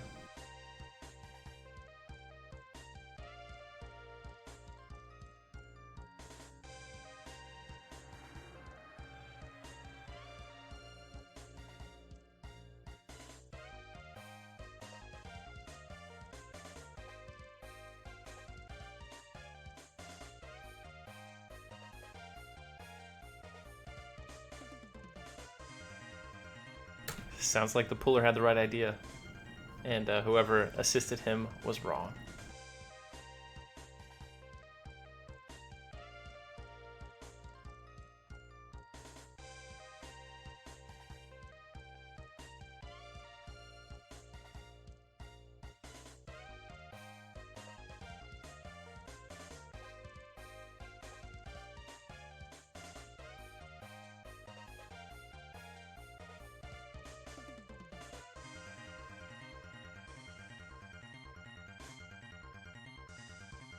You can get huge trains in some of those newie zones really fast.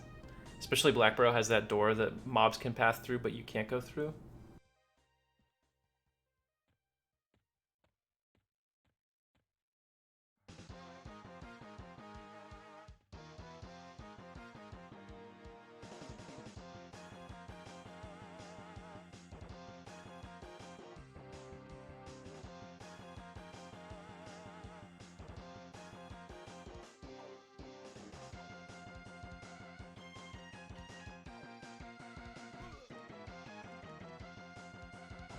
And some of the mobs will just run at like 50%.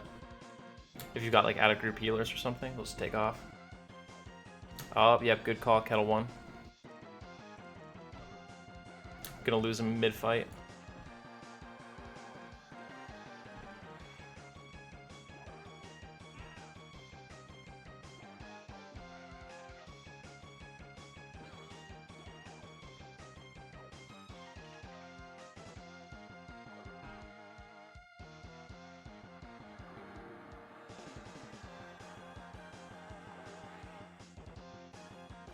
Any zone like that where there's like a long straightaway, that's the only bottleneck in or out of the zone, gets huge trains. Unrest is the same reason.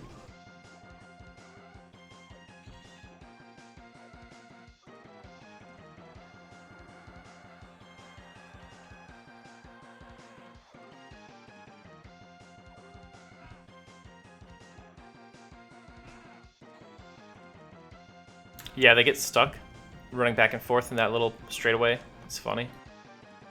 We used to pull Veneral Sathir to the zone line, and it always took forever.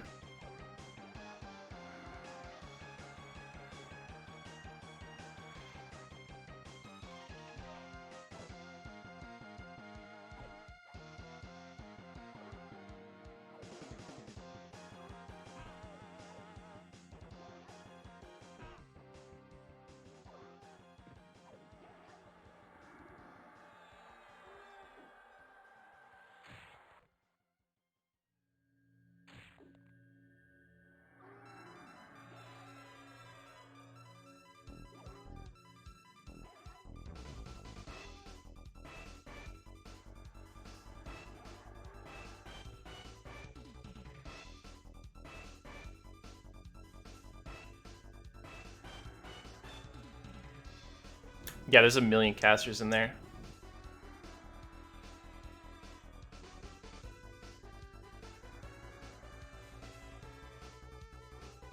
Mistmore definitely has some of the weirdest, buggiest pathing in Classic.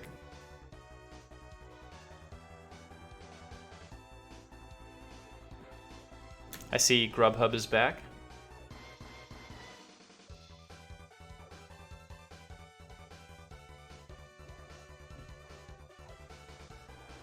Dude, this guy's name is actually making me hungry.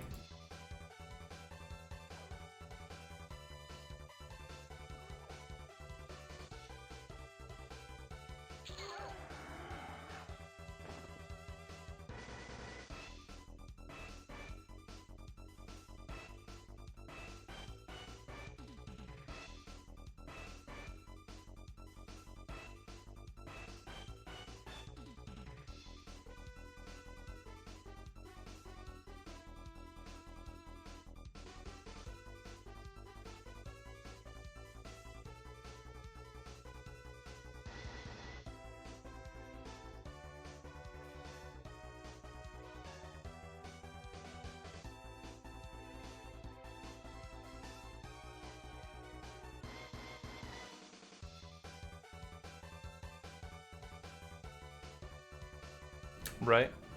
That's probably a fun combo. The Troll Shaman and the Ogre Shadow Knight. It'd be cooler if it was both Troll, but, you know.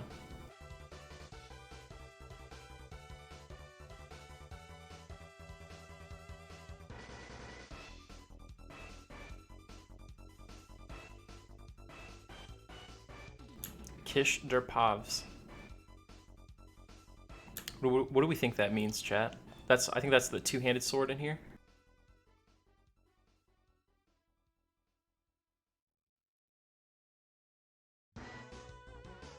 It's like the poison proc sword. Is it just supposed to be a play on the words like kiss their paws?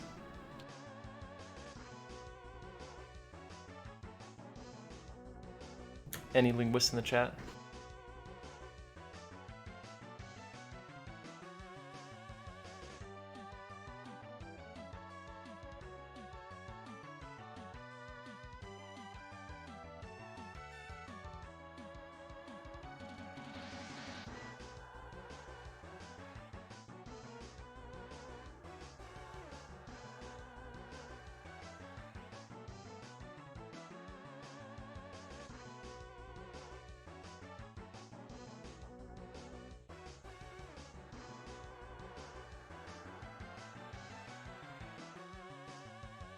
Oh, it's a one-hander? I think that's the only way players can use poison in the game. Like, that specific proc is normally reserved strictly to mobs.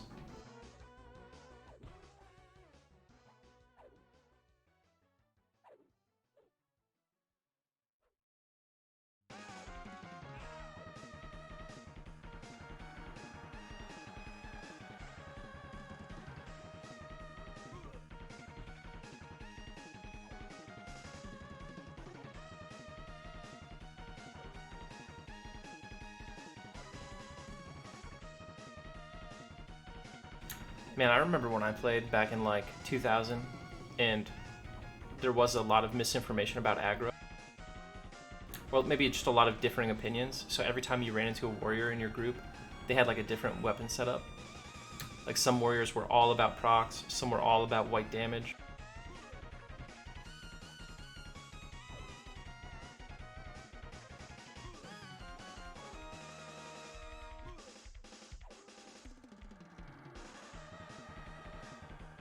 I used to see warriors with what were they called, lammies, a lot back in the day, just to swing as fast as possible. Yeah, me too. Bobbing levitate is awesome.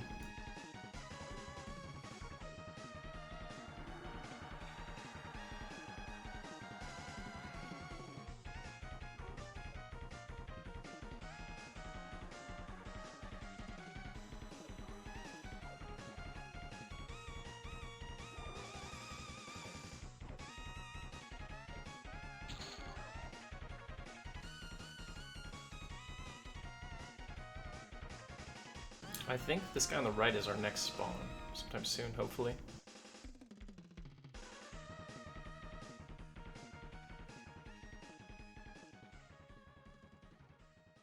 Hey Leok, it's going pretty good. We're level 28 now.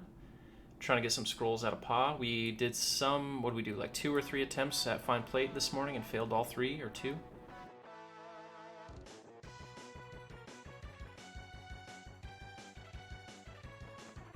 And as you can see, Pa is big money, so we've made a whole 4 plat since we've been here. Yeah, we did get 1 skill up, so it wasn't a total wash.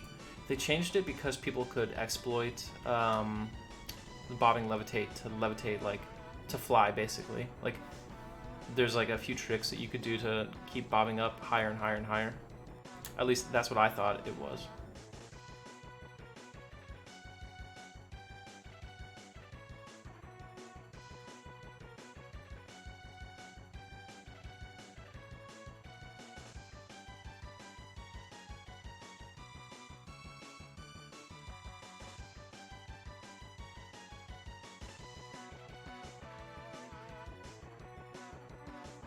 You can still do it if you play P99. Like, when your character is on the upward portion of the levitate bob, just click on like your other screen. You'll go up higher, and you just keep doing that. You'll never do the down cycle. You can levitate like basically all the way up into the sky.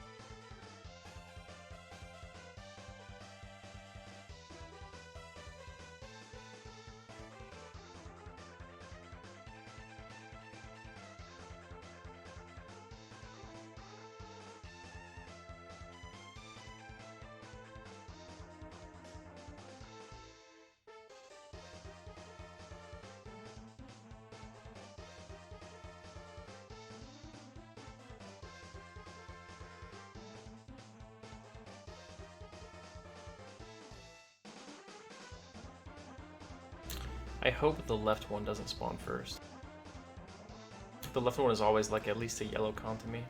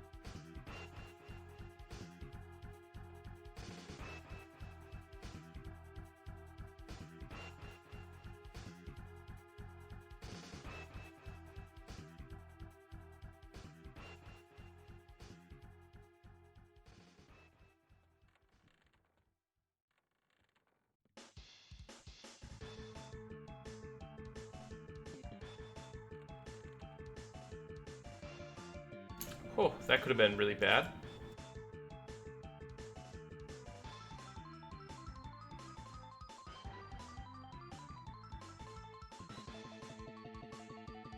I assume that mage would wreck me.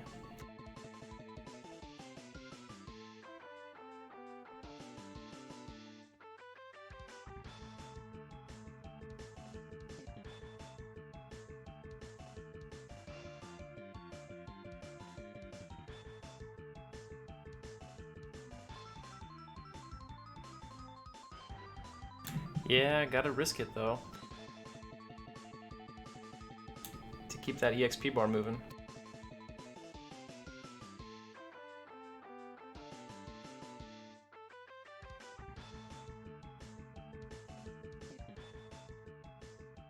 I don't know, maybe I could kill it, you know what I mean?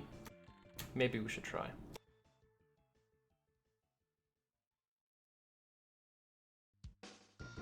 You think we can pull this guy Z-axis, or do you think he's gonna do the loop? I think he's gonna do the loop.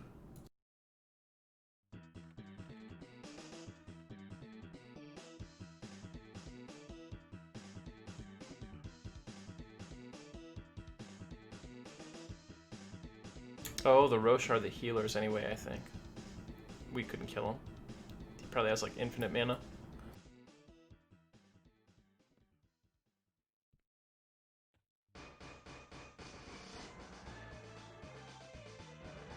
That guy who sits up there on that bridge right there, that is the train conductor in Paw.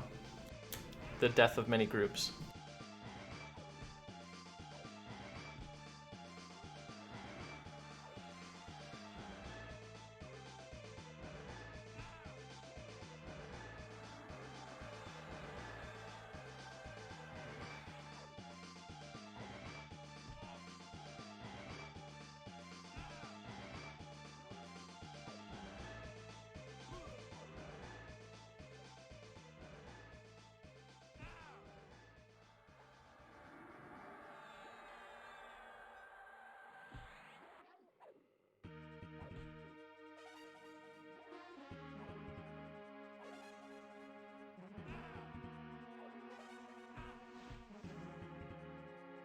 Yeah, I'm pretty sure that's what would have happened.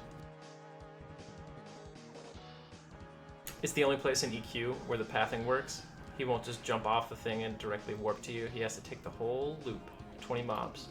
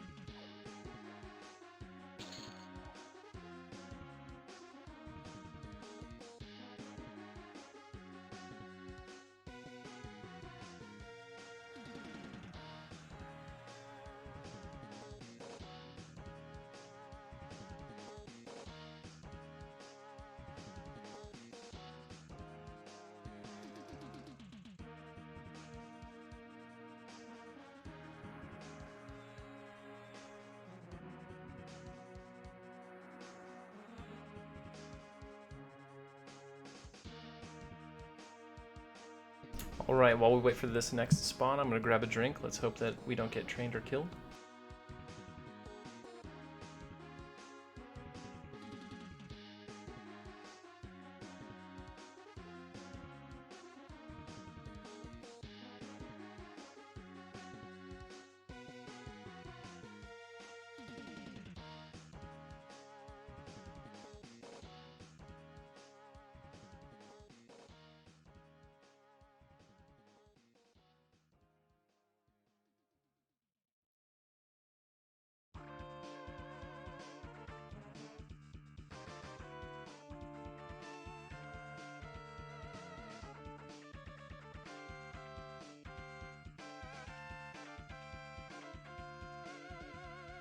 Alright, I'm back. I'm glad to see that we survived.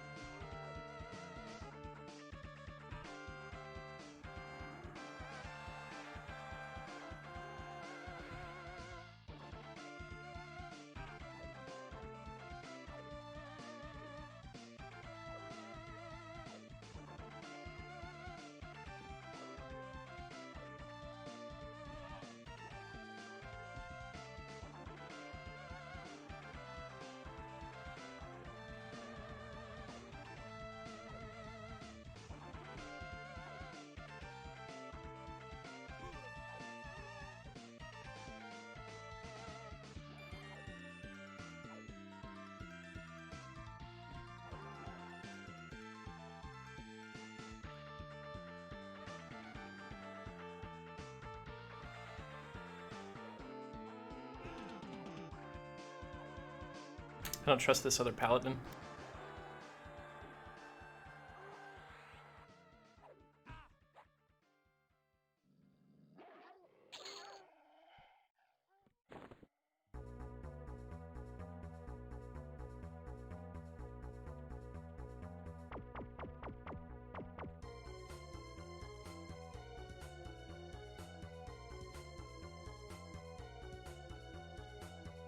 Both of those are yellow, so we'll have to leave them up.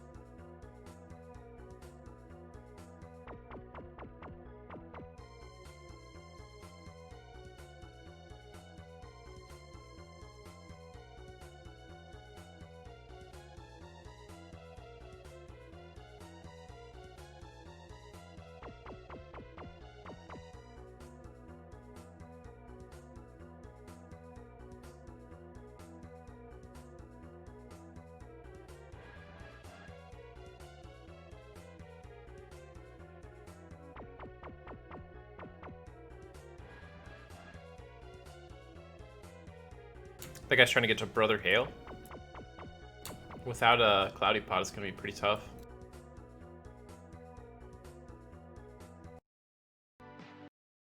Alright, that's enough Mega Man music.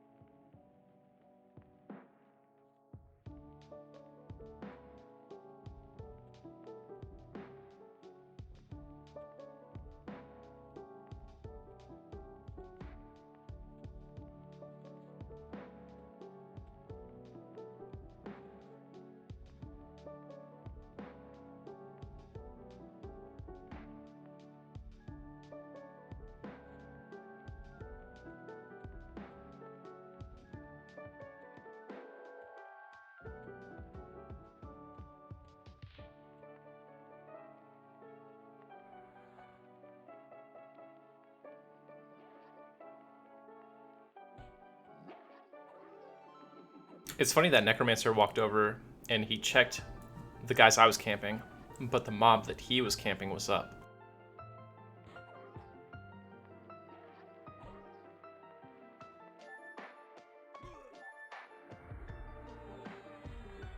Nah, I don't think he's a griefer. He's just... he wants to kill these mobs. He's trying to farm some of the Hellbane they drop. Yeah, the white Hellbore. There we go.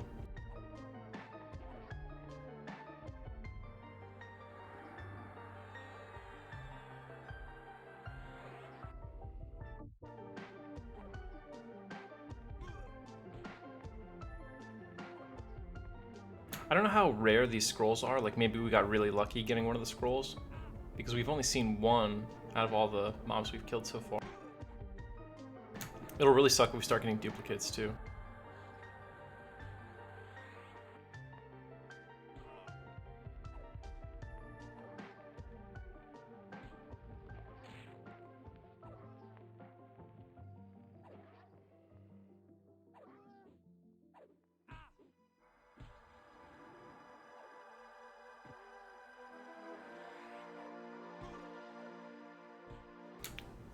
Huh. Where does the other piece drop? There's no gnolls outside anymore.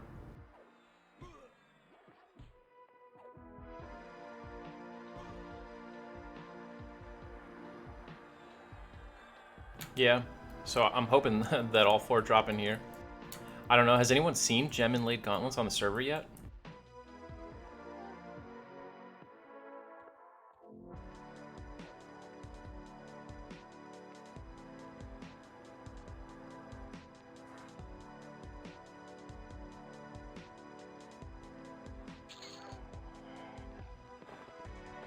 Hey, we finally got some fine steel.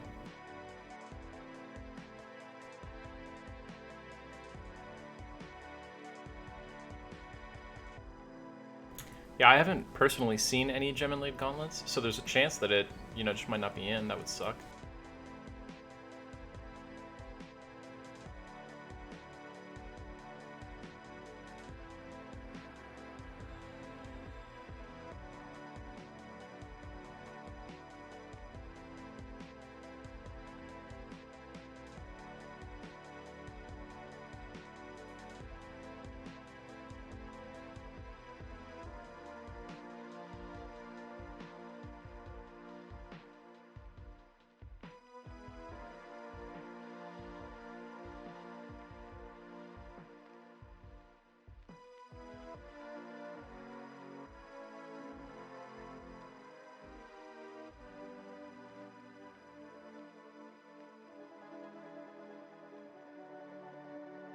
Okay, so it's definitely in then.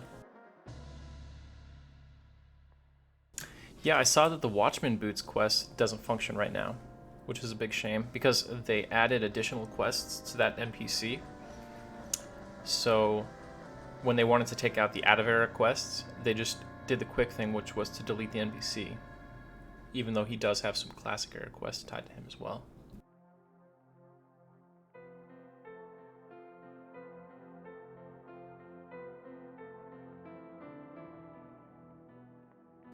Mostly EQ right now, but there are other games I play. Like I'm gonna go hard on Demon Souls when that comes out.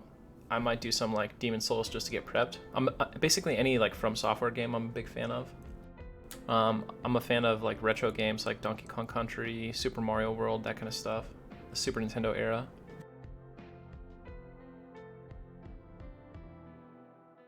There's an old MMO that I really want to play, but they took it down. Called Rubies of Eventide, and I hope that like there's a bunch of MMOs that don't exist that I want to play that I hope like will be emulated or brought back up. So like Vanguard, if Vanguard EMU ever gets up, I'll play that hard.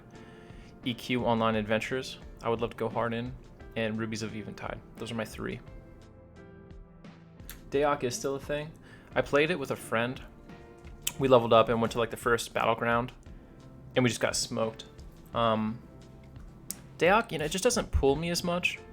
And when you're playing on like a 20-year-old emulated server, you know what I mean, where it's PvP, there's a huge skill gap you have to bridge, and I just wasn't super interested in taking the time to do that, I guess.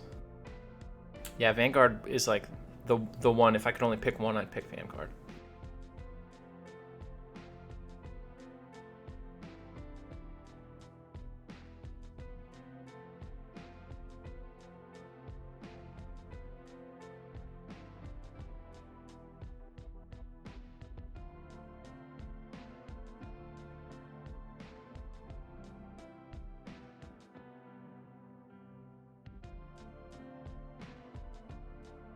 Honestly, I don't know if they'll ever be ready.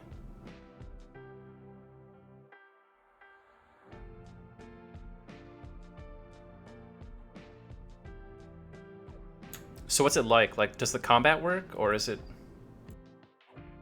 Nah, I see.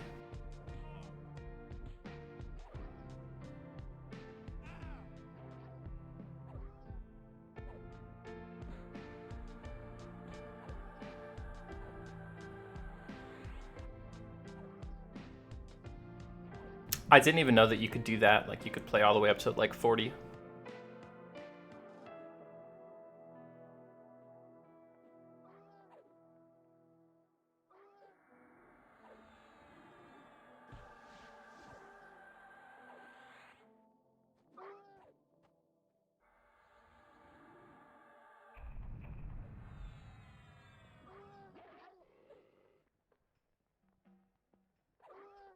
And so zones are populated with mobs and everything.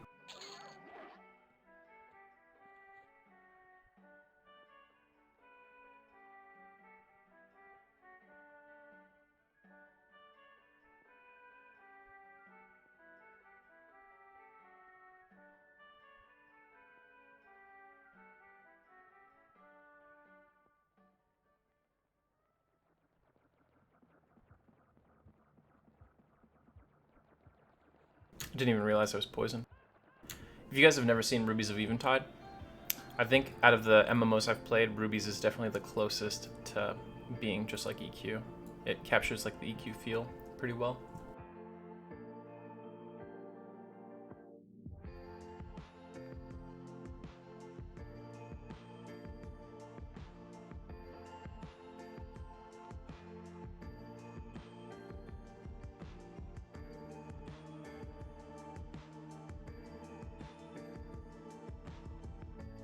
What's the server pop like on the emulated server?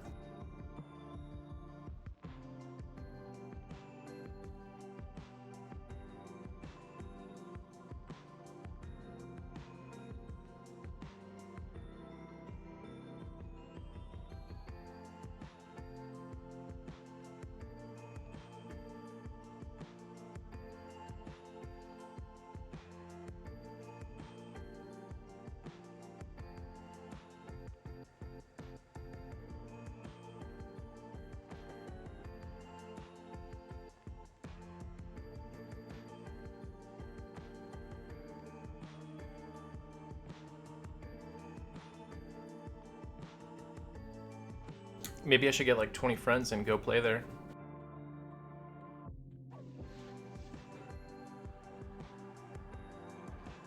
Dude, this guy proc poison on the first swing.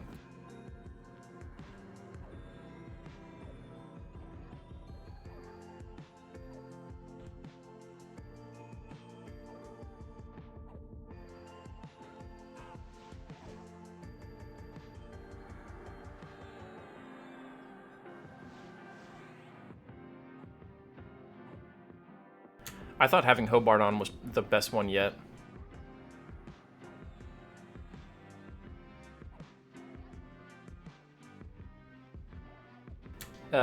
Dread Pirate, yes, I am swapping a shield just to bash.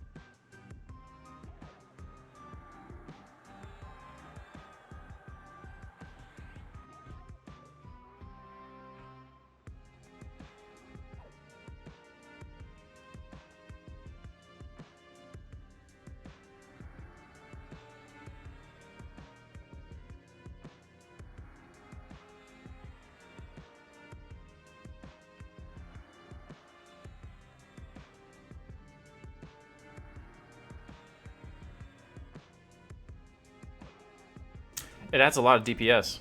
I can bash for 20 or maybe over 20 damage now. Hey, I'm bad at games. Thanks for the raid, man. Welcome, welcome. So hey, if this is your first time tuning in, this is a solo self-found 1 through 50 Everquest run. I'm using a Paladin, and it's also Permadeath. I'm not sure if everyone knows what solo self-found means, but I only solo, I never group. I don't accept buffs or ports from other players. All my items are crafted or quested by me, or they come from mobs that I solo myself. And thanks again for the raid, man. We've had lots of close calls. I don't think we've had any super close calls today, though.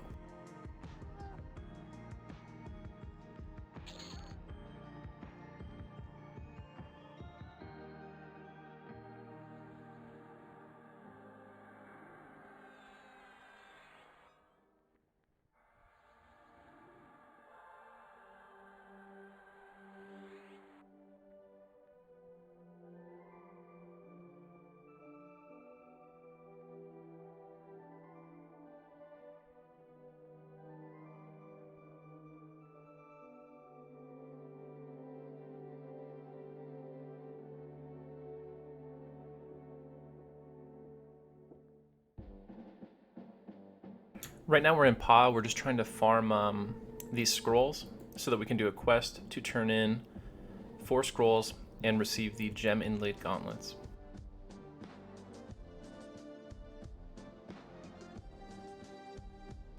Thanks again.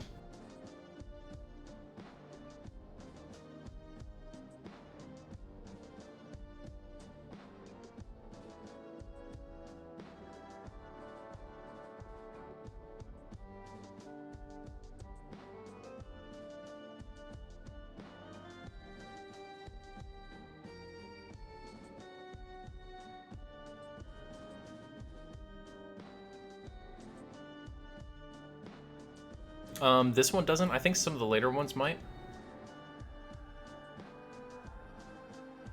This guy's an even con. He'll be pretty tough.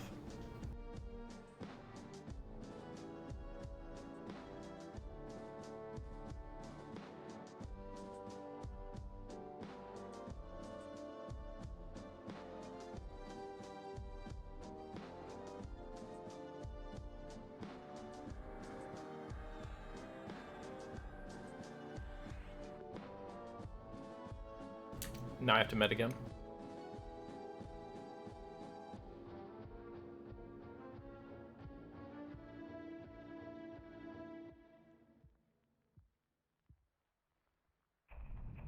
That fizzle life.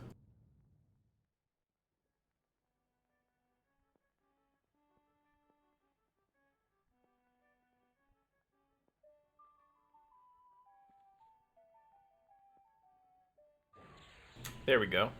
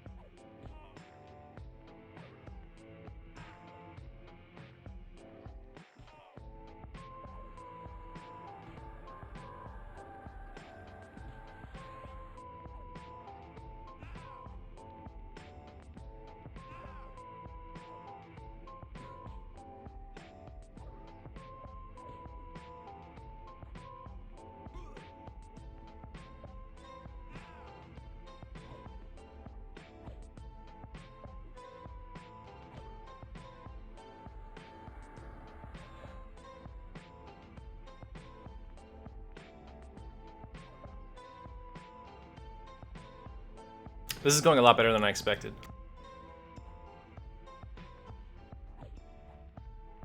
As long as we can land a root, we'll be A-okay.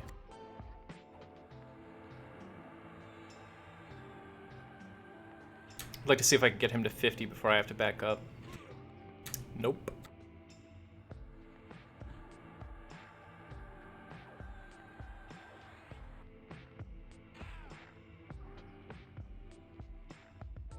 It's probably gonna hold for one tick.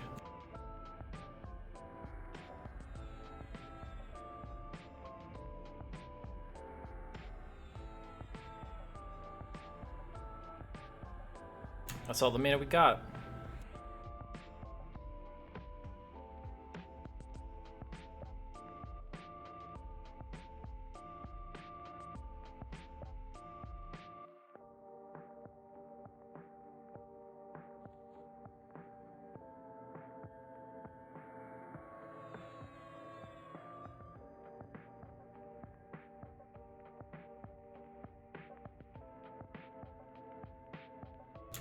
Diva, I haven't tried that.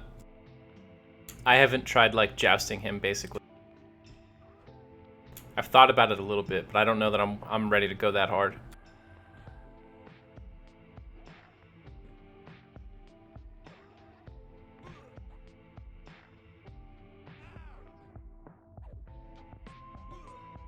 I was playing with something stupid today. I'll show you in just a sec.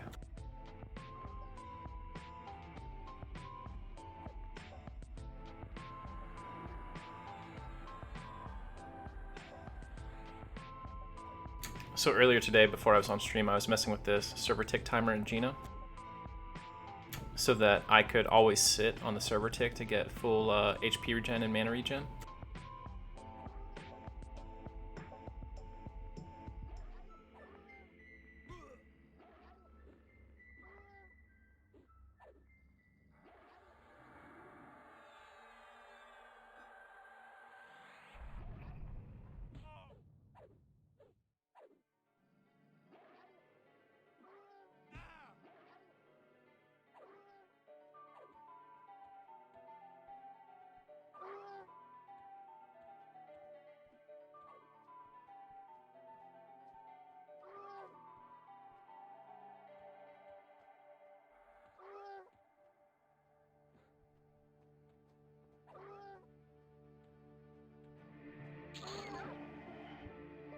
Rip, we got the troll scroll. So shamans do a similar thing, right? But for the candy dance, I found that there was a discrepancy though. Your client tries to track the ticks and it updates visually here, and then the server comes in and says, no, here's the real data. So you've got to get the real server tick, not the client tick. I think that's why sometimes you'll sit down and you'll see your health tick up, and then you'll stand up, and then it ticks back down. It's more obvious with mana because mana's got a bigger jump. Watch, we'll do it right now. 130 mana. I gotta stop this. My tick timer is actually not aligned correctly in the first place.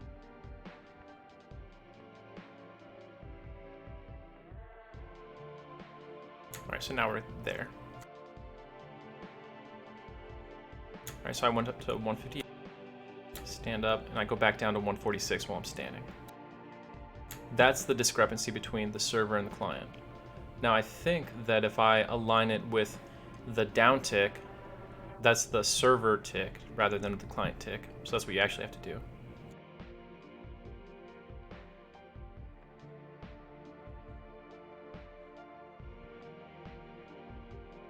Right there. Now I got the server tick.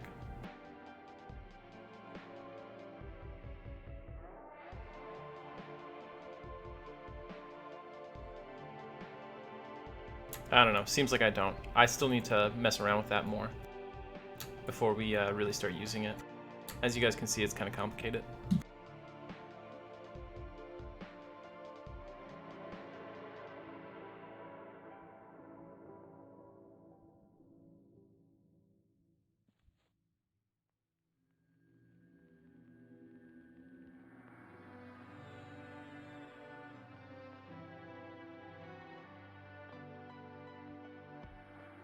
Yeah, it's way bigger for a shaman, of course.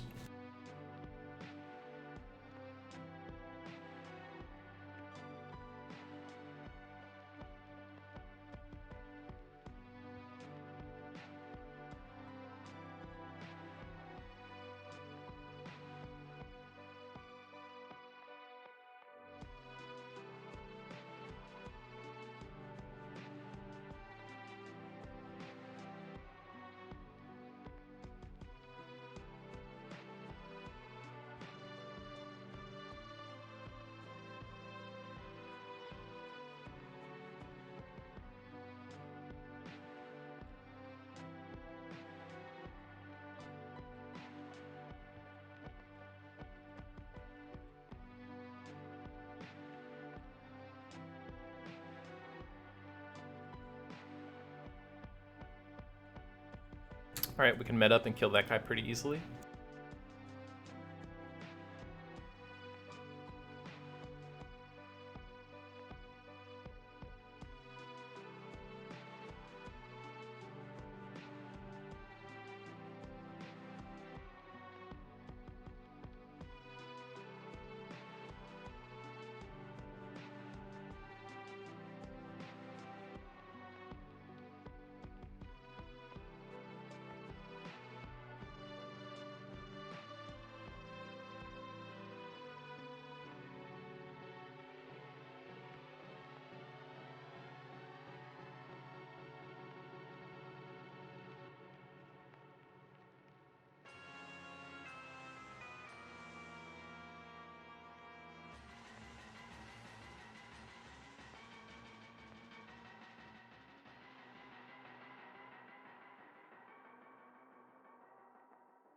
We'll give it a few more percent here.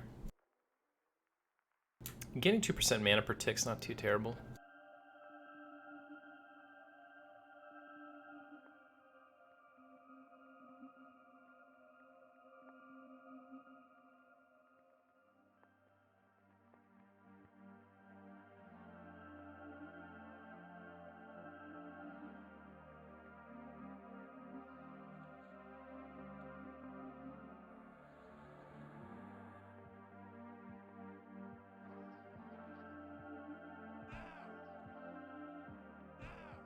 Here's hoping we get lucky and get a scroll.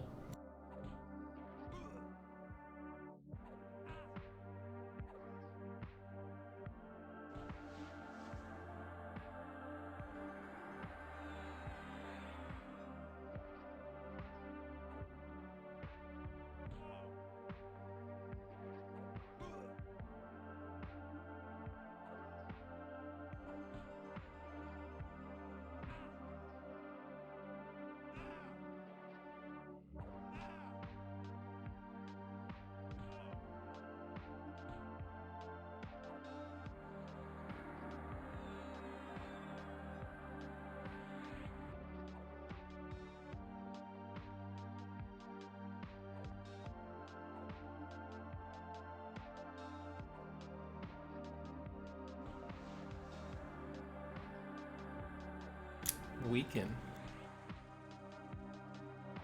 Is that a proc, I guess?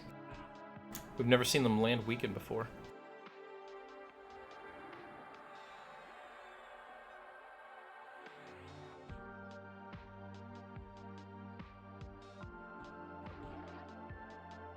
That's not good.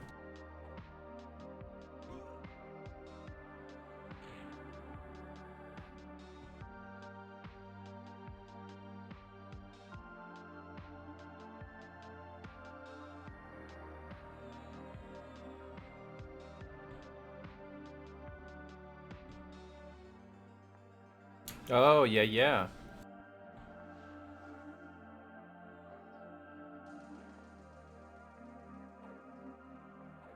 Cool, he's got a rare item. If he doesn't kill us.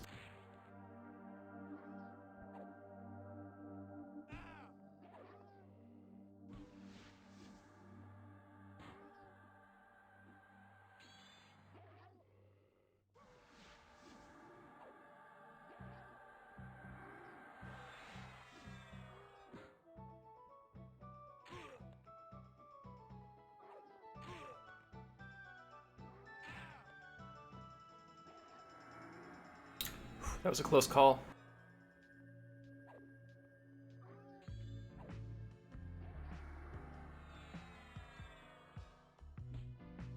It's always scary when you hit 10 because you're like, the next swing could just end it.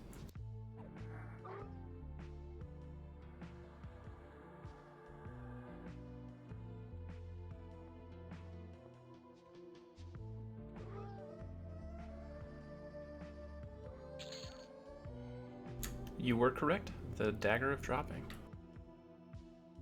Very nice.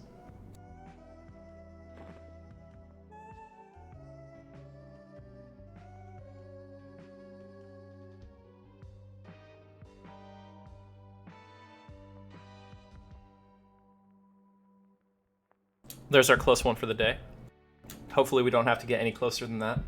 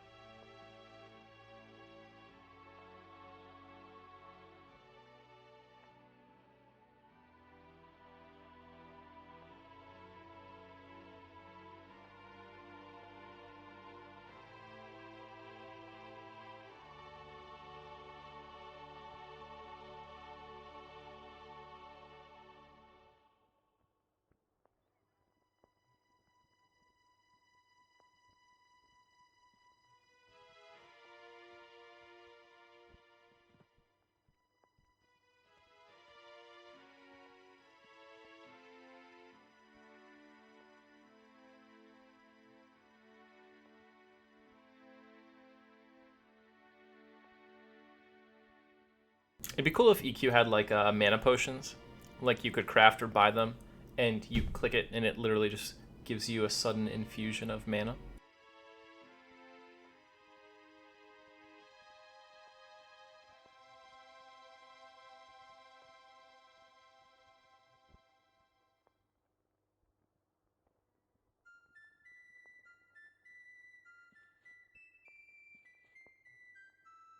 We have, what, exactly 1 minute left on Weaken? Okay. So as soon as Weaken's gone, we'll jump this guy.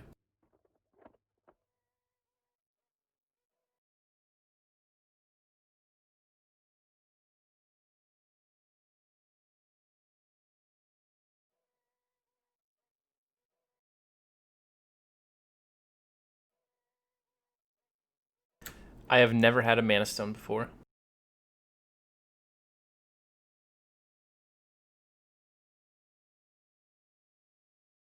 It's one of the few items I've never really got to play with.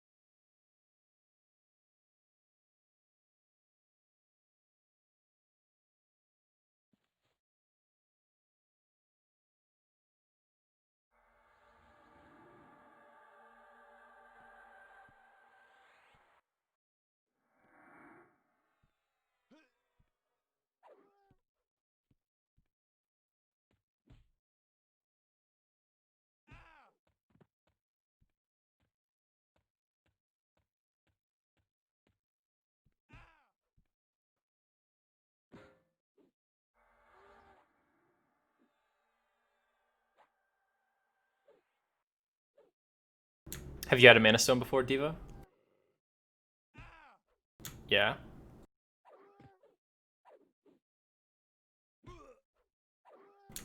I've seen people use them, and I've been in groups with people who have them. I mean, they seem totally crazy.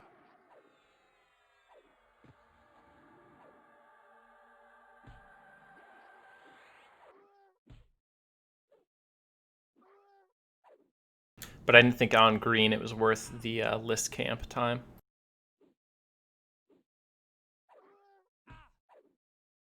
I don't mind long camps, but there's something about the list feature which is just truly awful. Because, like, you can't step away for a moment. I did the J-Boots list, and I always felt like, yeah, I was just nervous the whole time. And knowing that Mana Stones sometimes go, like, almost 40 hours without a single drop, and there's, like, 11 people on the list. Definitely couldn't do it.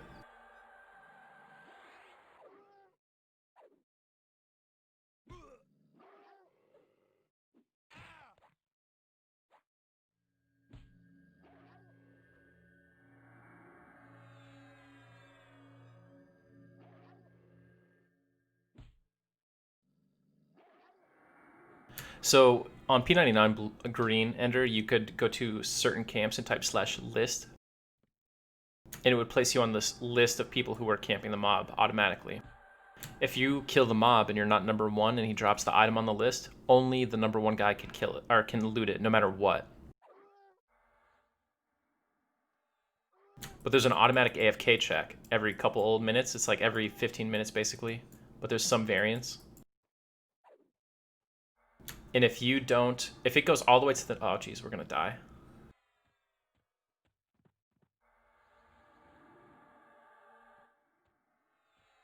If it goes all the way to the next spawn, or like the next AFK check, and you haven't done the first one, you get kicked off the list and you lose your spot.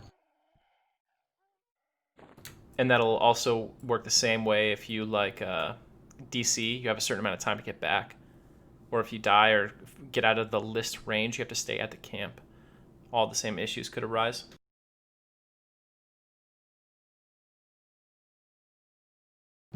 But it gets like, I don't know, I found it to be very like anxiety inducing. Because you're like, man, did it pop up somewhere and I just missed it or something? I don't know.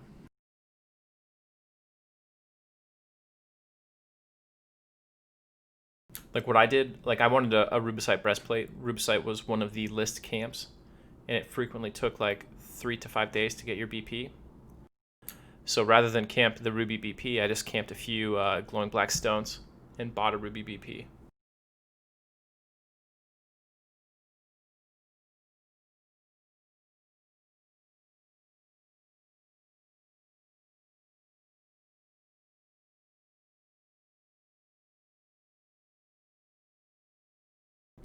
And of course, like P99 is like, yeah, it's only the Avatar of Fear. So on P99, they really, really need a rule like that though, because people there will rotate in like guildmates or a select group of people and ensure that no one outside of their crew would ever get one of those legacy drops. So it was probably the fairest way to do it. But the Mana Stone is far rarer on P99 green, or it was before it stopped dropping, than like old anecdotes would suggest. Obviously, we don't have hard data on that because none of us were EQ devs, but all the anecdotes support it being far more common than what we saw on green.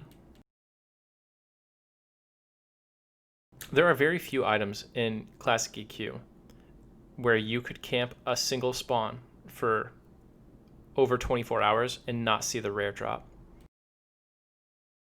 Now, if you like, camp up for 6 hours Monday and then you log off for the night and do it again Tuesday, you could do that all the time. But typically, there's almost no item in Classic where you could just sit there for 24 straight hours and have it not drop. I'm trying to think of like the rarest items in Classic from conventional camps. I think maybe Shiny Metallic Robe might be the rarest.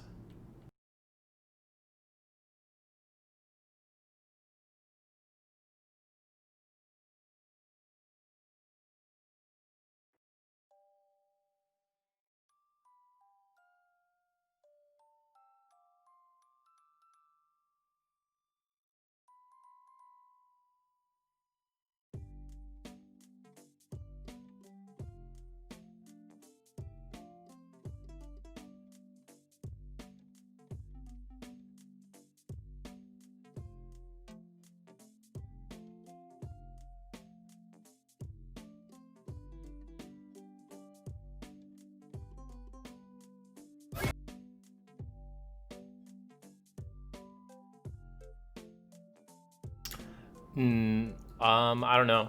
I don't know much about Grimrot.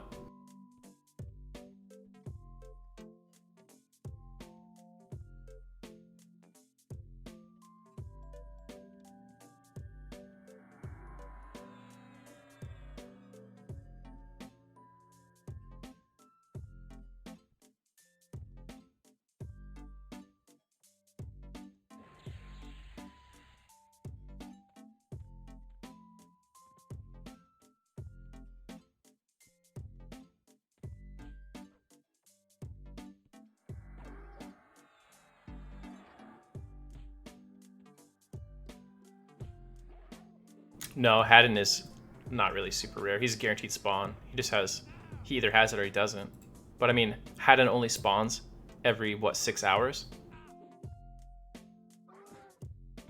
Maybe it's better to look at this in the number of spawns.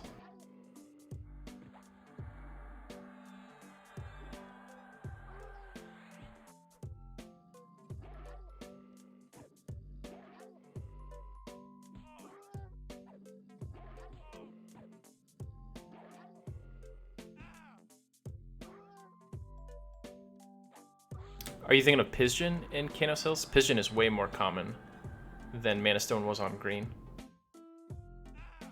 Hey, Zico, it's going pretty well. We're level 28. Killing Knowles once again in pod, trying to get our gauntlets. We've got ourselves 1/4 of the way done with the quest. We have crafted 2 pieces of fine plate.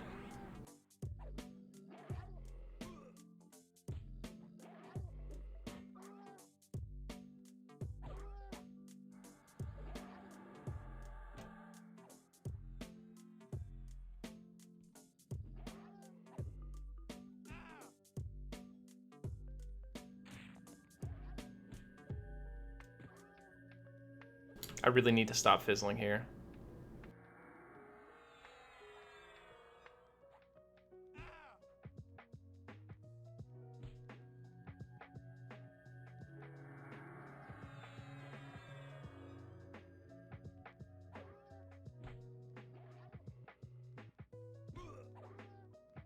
LOH is down. The risk of death is significantly higher right now that we have this ad and we're out of mana.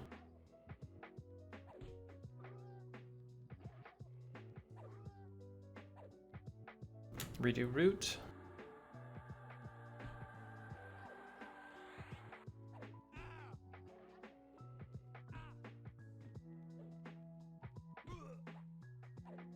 Pigeon's really not that rare.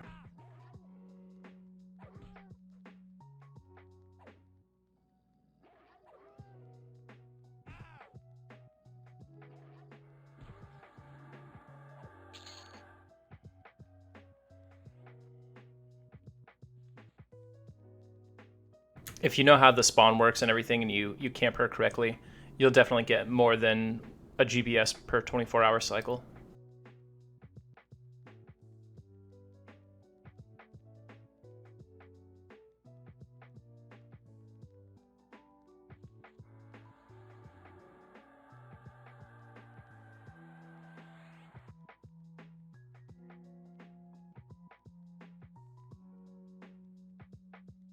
It's a good time for all of our buffs to fade.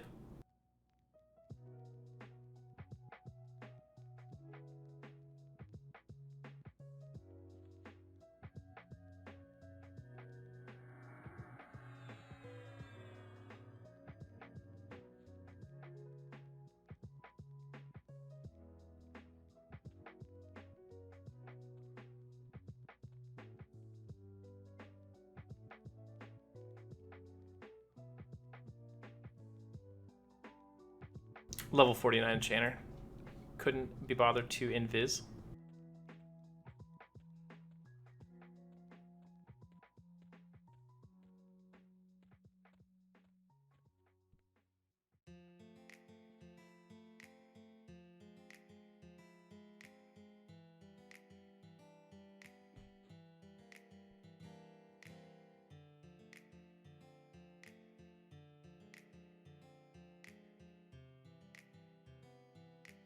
Nice. That's actually pretty lucky to get her to spawn 3 times, unless it took you a long time to do the headband.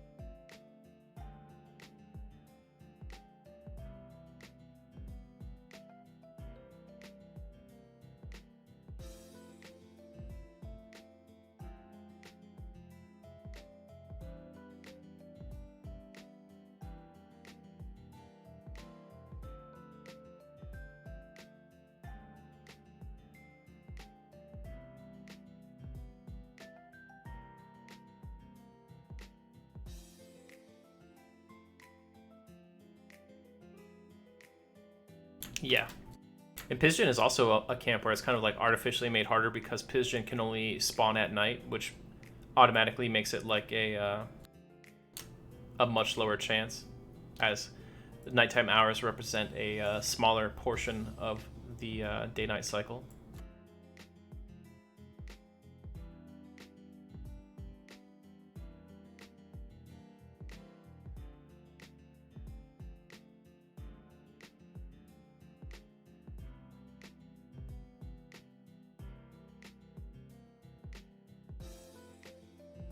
You know what item is really rare?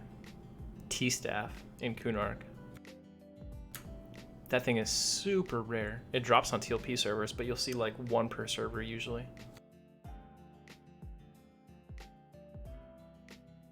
Pickpocketing Hill Giants is probably a hilarious and fun way to get some money. As a rogue, you could probably solo some guards. Like, you could probably solo some high keep guards for an average of 5 plat, 6 plat per kill. T-Staff is from Karnor's Castle, Skeleton Warlord.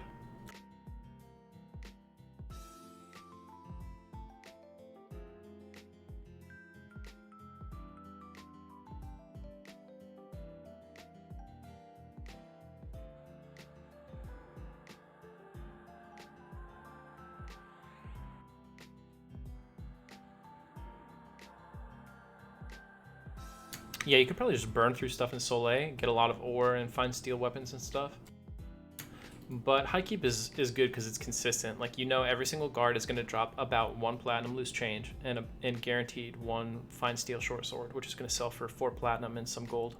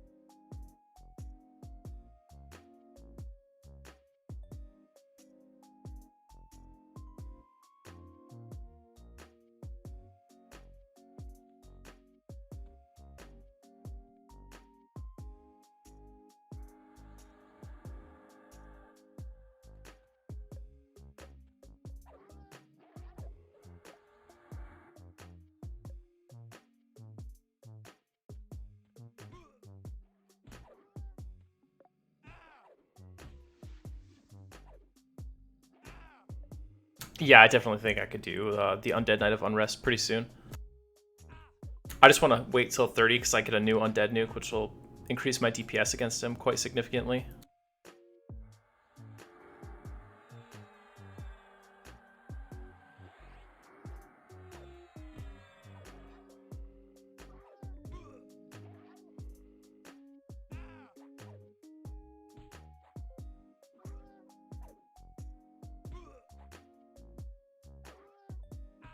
Isn't Ref Mountains just full of bots right now anyway?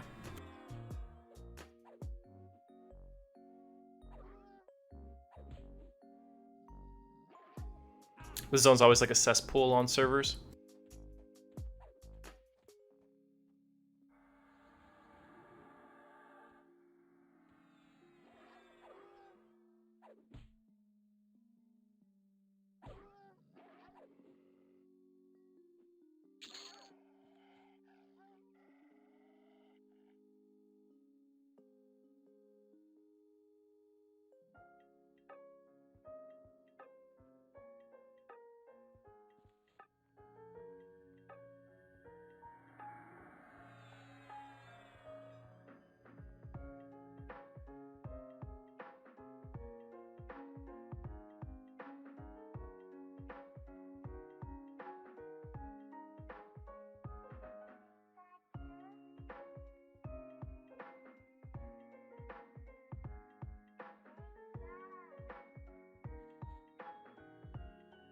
Whenever I cast a spell, you can see some of the spell effects on the floor over there for some reason.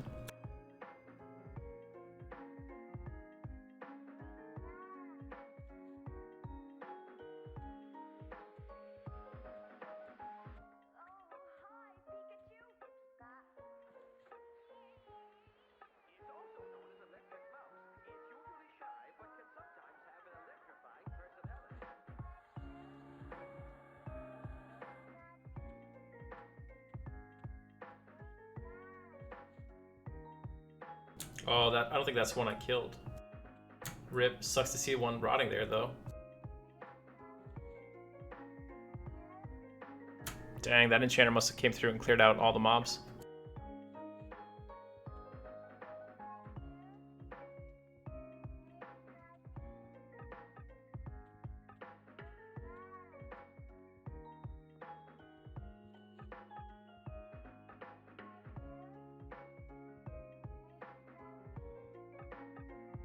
Can a 49 rogue solo the SK guards in KCAT?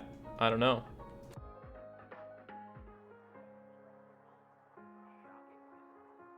Yeah, they drop two-handed swords.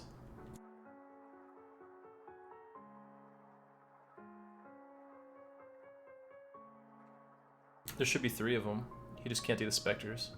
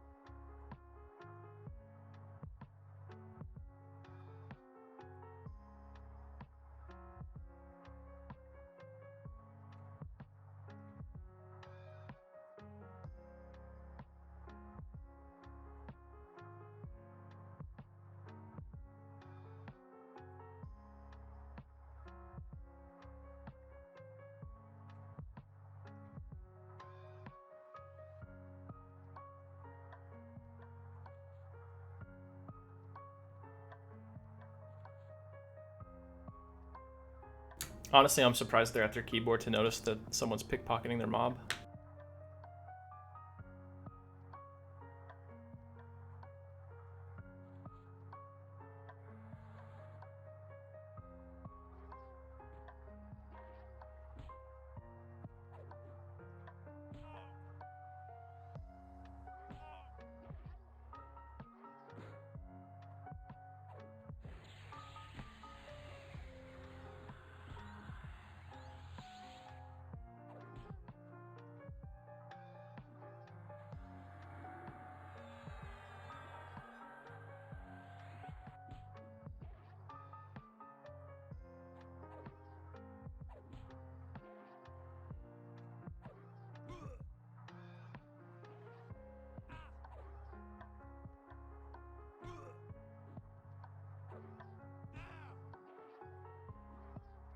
I think that's just a lie that rogues say to make their groups not get mad, Jones.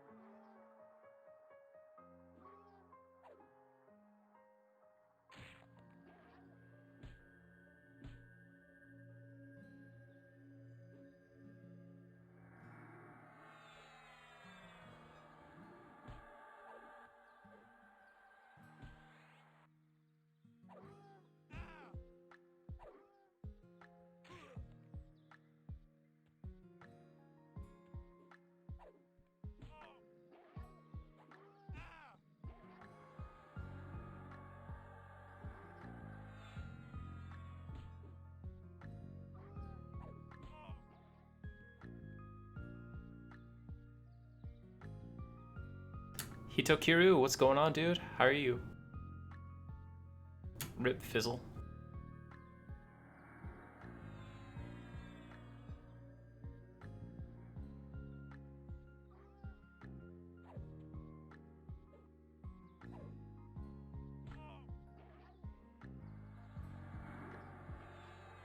Sup, Nick? What's going on? Huh, I wish that root had held for full duration. This is gonna be really sketchy. Okay, we got lucky. Okay, this guy's dead anyway.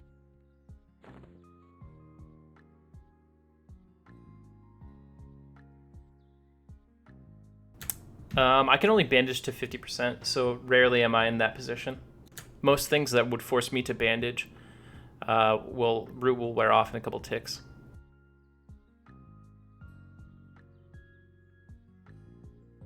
I'm doing Knolls today, Hito.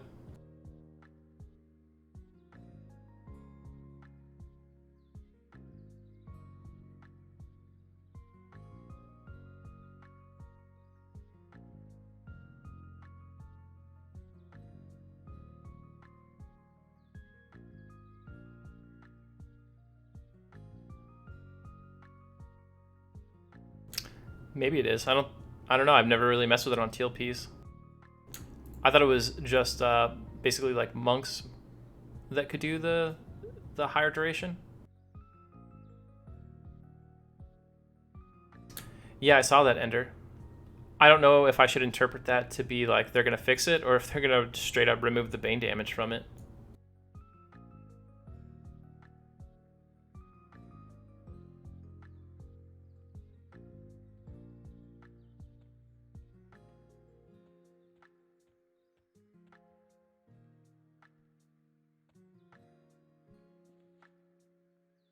Yeah, Null Slayer's in, but Null Slayer was classic. There's just a bunch of different versions of Null Slayer. There's the 1999 True Classic Null Slayer, which is basically just a longsword, 628. Then there's the Null Slayer where they fixed it and they added the Bane damage. So it's got like +3 or +4 Bane damage against Nulls, and it's magic. And then there's the Phase 2 quest of Null Slayer, which allows you to summon a pet and is slightly better than Phase 1. The argument is that Phase 2 should be in because right now they have it set to unlock with Planes of Power. But when do you kill a Null? Planes of Power and beyond, you know what I mean? Like, Classic is actually the only time that Null Slayer as a weapon is relevant in any of its forms. So they should unlock it now or just, no one's going to do the quest. But that said, there's a million items in EQ that no one ever uses because by the time they come out, they're irrelevant. We'll see if they make an exception for Null Slayer.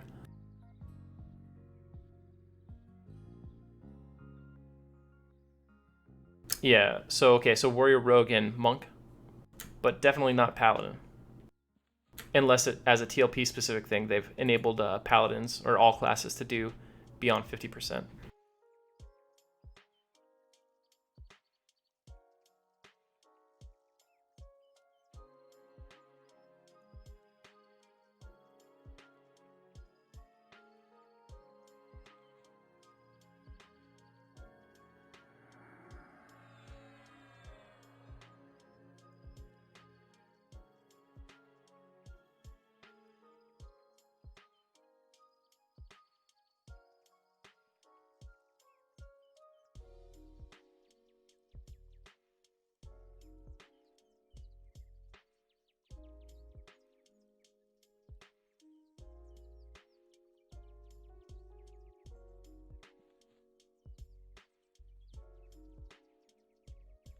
This guy's gonna add.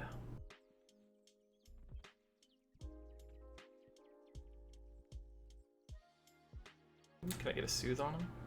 Yes.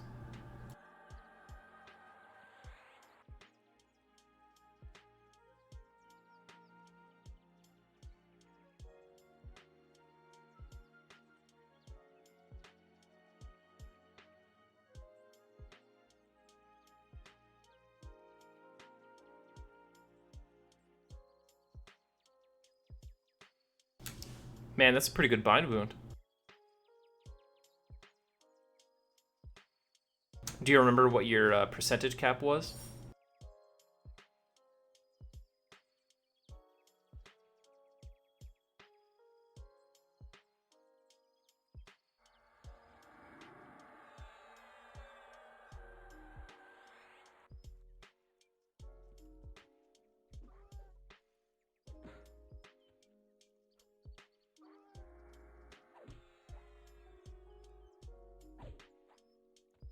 I wonder if the double door mobs will add from here. They probably will.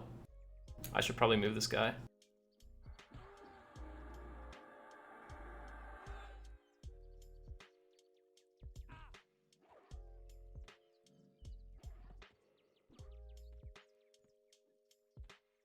I'm just gonna have to deal with that Pather Null when he comes through.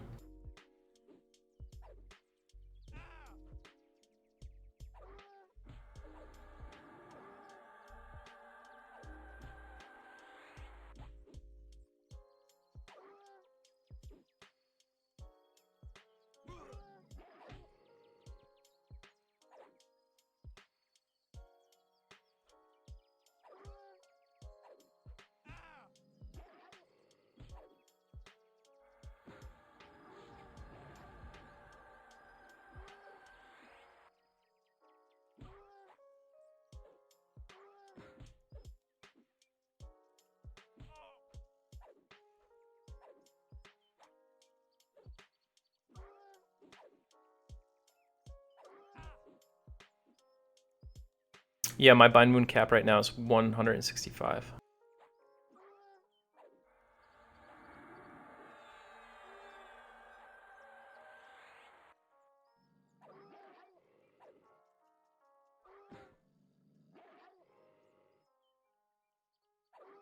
Bloodstained Mantle Entertainment.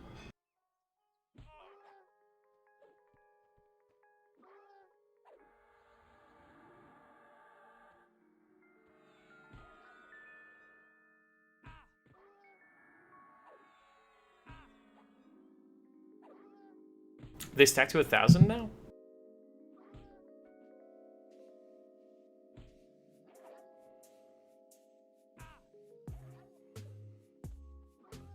Oh, please no. Man, that was close.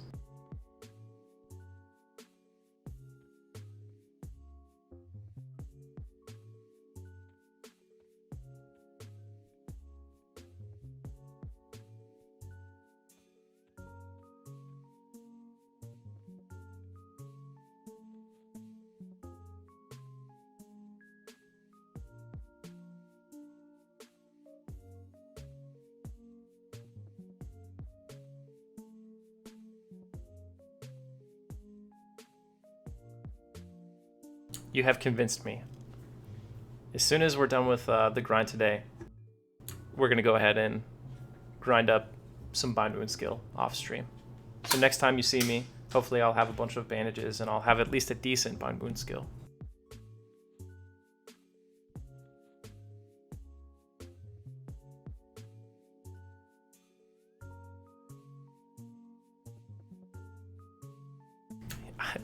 Yeah, I could tell that this guy like doesn't believe me.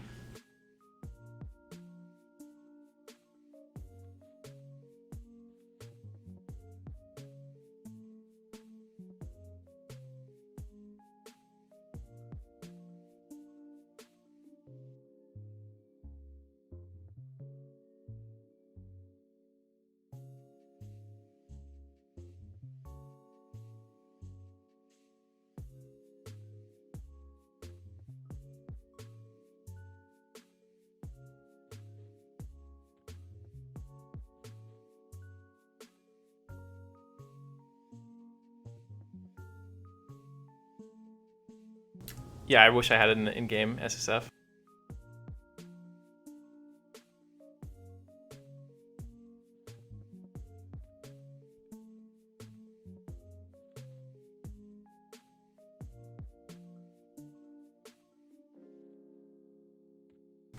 Man, we just kind of rolled some bad dice here. Like, all the spawns that we've been hunting have respawned as yellow cons. There's not much we could do.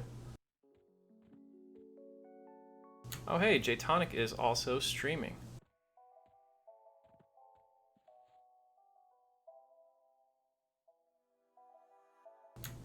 You found the cheat. I did. I spawned with my newbie tunic and turned that in.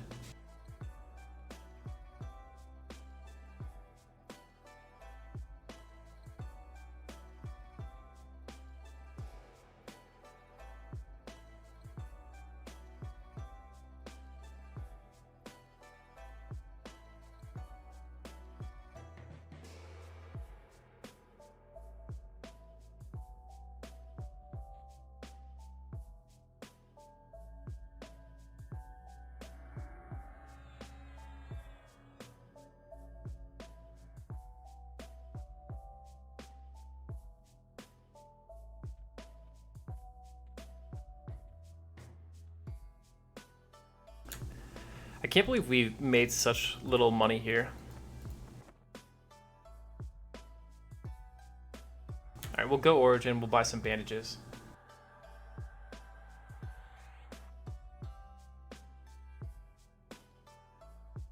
$5 plat, 6 gold for 100. Dude, I wonder how many hundreds of bandages I'll need to skill this up.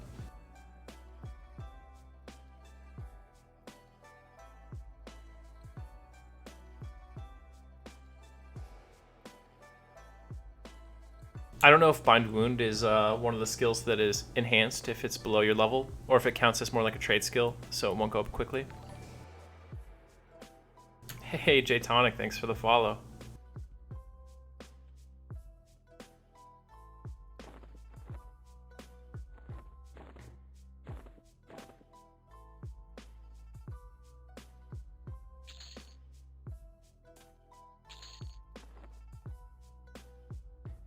Sucks these are only like worth a few copper.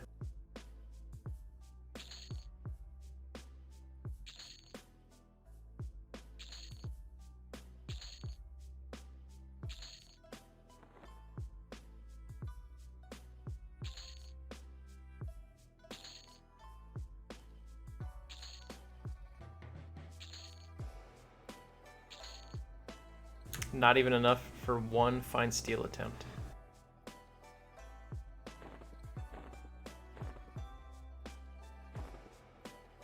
I suppose, like, someone in my guild house will sell bandages.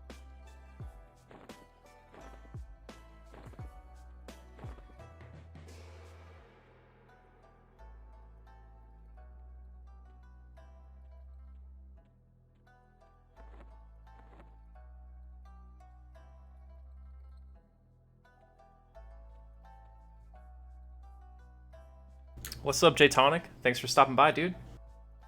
Yeah, the loot was really bad. Earlier I was in Paw and they dropped like, I had like 2 of them drop two-handed, fine steel two-handed swords, so it kind of made it worth it. But that's just like that RNG.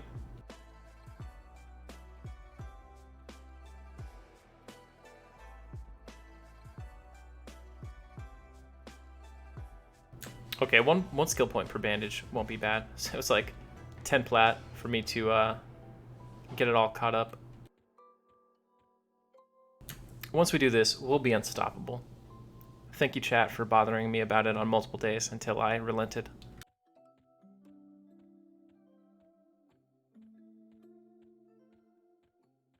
Sometimes you have to really grind through the dumb. Definitely the easiest SSF with Permadeath on would be Necromancer. Pretty much no question in my mind that it would be Necromancer.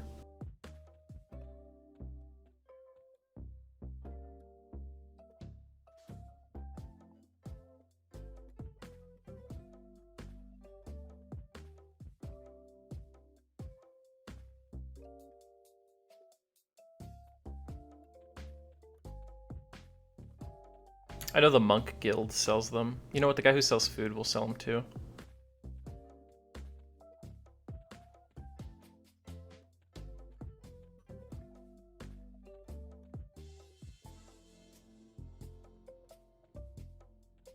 I just want to see if she sold anything dumb, since she's got like the weird robe on.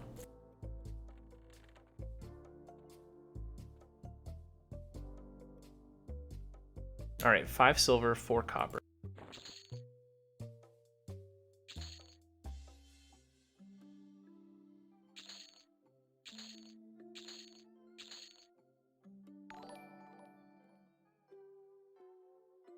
Family Or, thanks for the follow.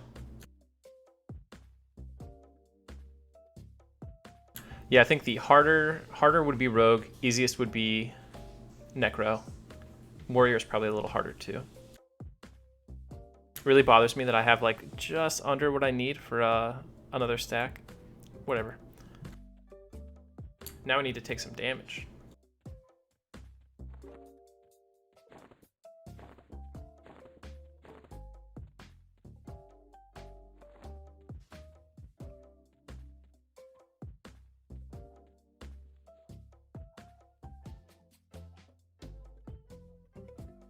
They're kind of all over the place in Kanos. The only way you could tell the difference between a corrupt guard and a non-corrupt guard is by conning them.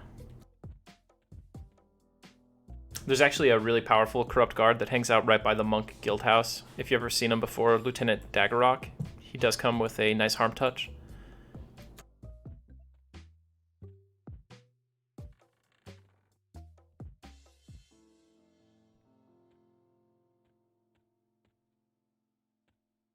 I think Rogue's harder than Warrior because they don't get the benefit of like the tank stats. And I mean, yeah, that's basically it. Like Warrior DPS is going to be pretty good solo with crippling blows.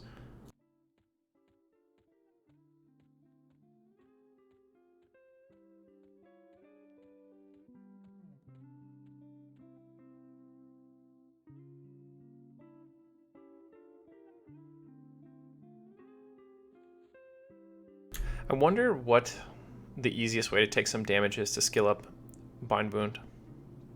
Is it drowning myself and like jumping out before I 100% die? Seems like ever so slightly risky.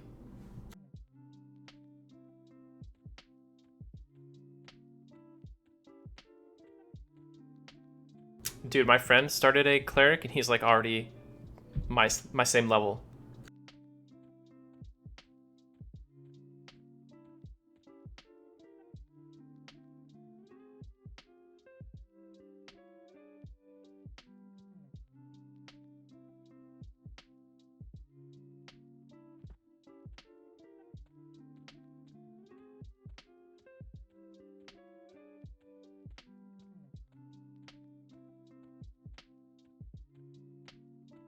In 2 levels, I will get a level 13 cleric nuke, and I am so excited for the DPS it's going to give me.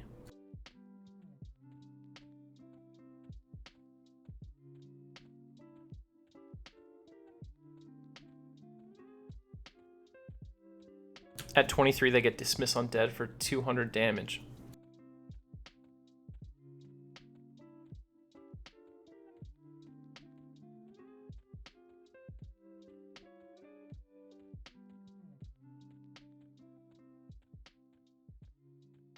Yeah, but yeah, I mean, definitely if you're going to do SSF Cleric, you go Undead all the way if you can.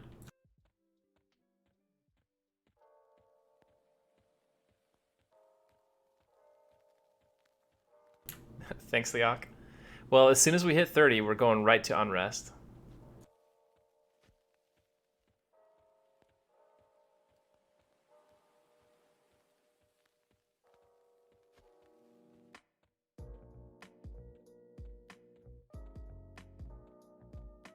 We've made some good EXP today, so we're about to hit 40%. I started today off at 60%. Getting the new healing spell honestly made a big difference in my ability to kill mobs quickly and keep, you know, trucking. Yeah, we did Unrest for a little bit early on, and it was okay, but that was like yard stuff. It's hard to break into the house because the groups tend to keep things down, or they wipe and train everything. 17 to 18 wizard solo spot. You could probably do a lot of animals and stuff in North Karana. Or actually East Karana. There's probably a ton of stuff that you could solo there. There's a ruin with a bunch of gnolls, undead gnolls even, at nighttime that you could pull single pretty easily. East Karana that way. If you are cool not using any fire nukes, you could do Lava Storm and do the level like 14 lava spinners there over by the Temple of Soul Row.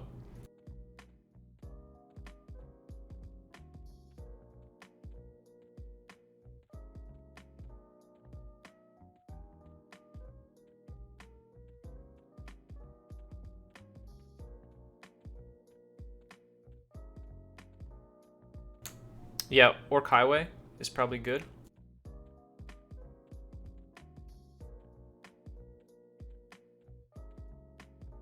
Yeah, I mean, I know about taunt pooling, Mr. Jones. I assume invis taunt pooling works just because like you're invisible, so you con in different. Like invis taunt pooling lets you pull any named with no social. Oh man, Keeps with the big lore check. Is that correct, Mr. Jones? Yeah, that's what I thought. It's cool to know that it works that way, that I could just use a Cloudy Potion and pull Ghoul Lord. Who needs monks? Oh, actually, Cloudy Potion wouldn't work for undead. But you know what I'm saying. The specific lore of Zaide. Geez, I don't know, dude. I'm gonna blush.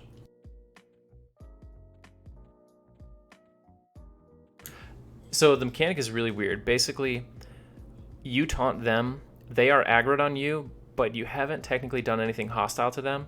So social mobs, or mobs which are not KOS to you, will not attack you.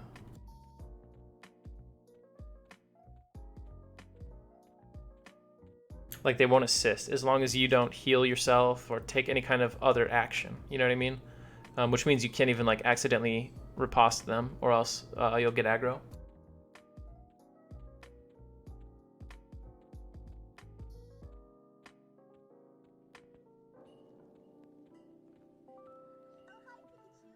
So I guess taunt doesn't break invis then?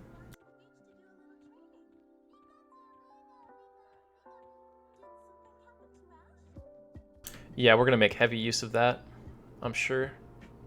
I could just pull the Unrest named solo. That'll be crazy.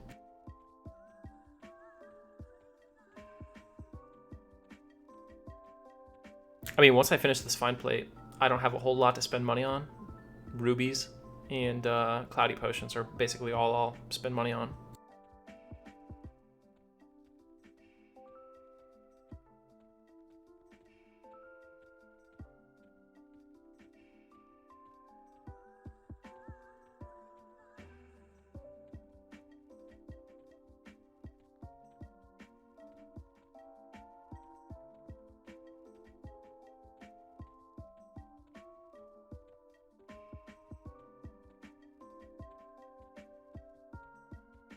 The possibilities are endless. Especially, like IVU is easy. I could just hard cast it on myself. I'm trying to think of anything on the way up there that might see through IVU. Like, do the witches see through invis or no?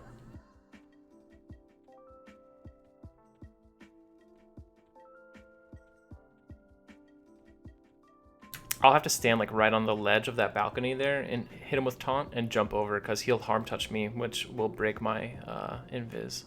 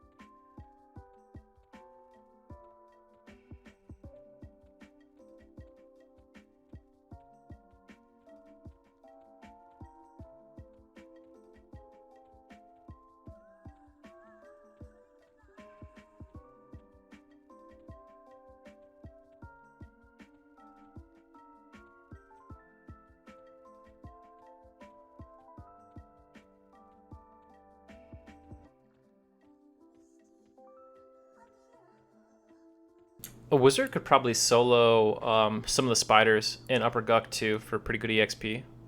I think they're like level 12 or 13. They'll be a few levels below you, so you can, pull one to the zone line and kill it to split the camps.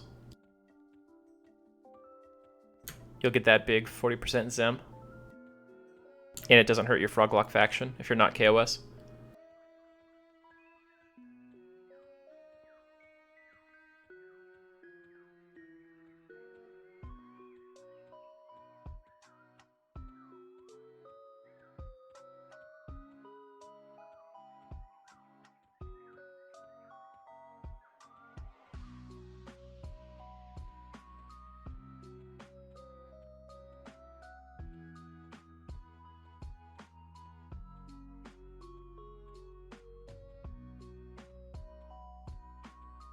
Yeah, that's true. Bandits could be good. You'll get a lot of plat that way. Like 5 or 6 plat per sash.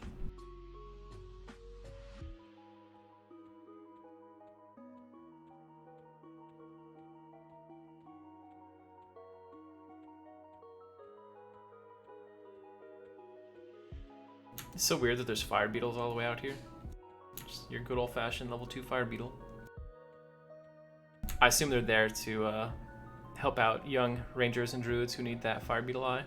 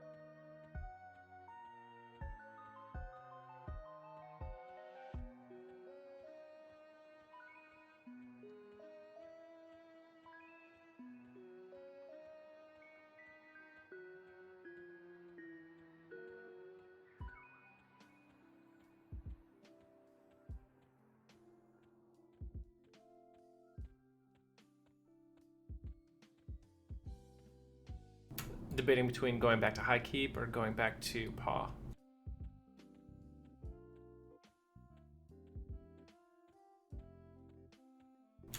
Griffin, I don't think you can. There's been some exceptions where they'll let people do server transfers to certain very low population TLPs, but typically they will not let you transfer.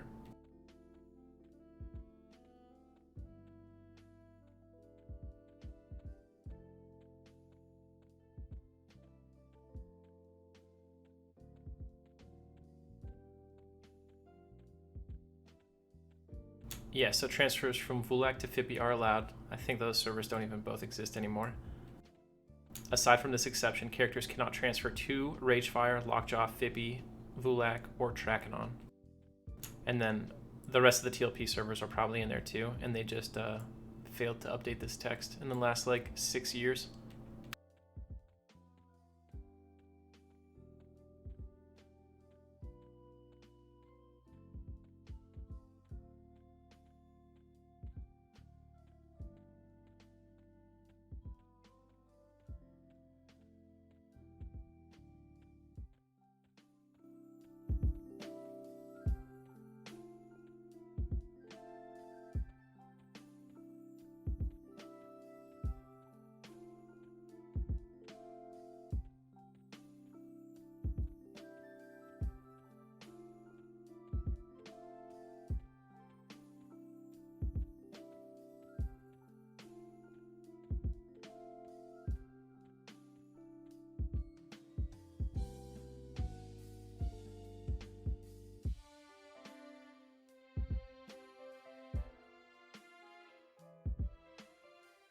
Oh, that's cool that they'll transfer your bags.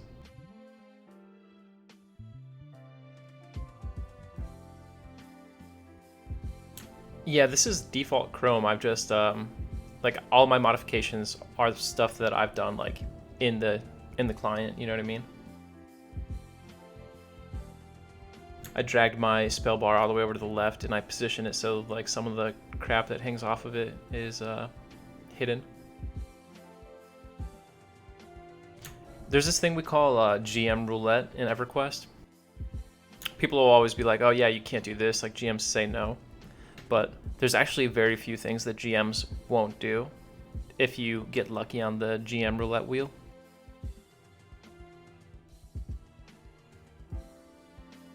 So if you really want something and you petition and a GM says no, just wait like 3 days, petition again. I'm talking like people who deleted items on accident or like failed to loot an item or there was loot errors. Sometimes GMs say no, sometimes they hook you up. I've had GMs change whole guild names even though they said it was impossible.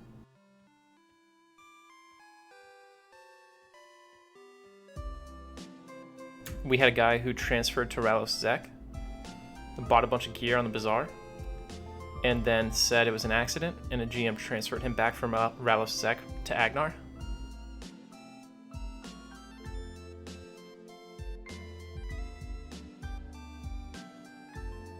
Yeah, it was Abacab.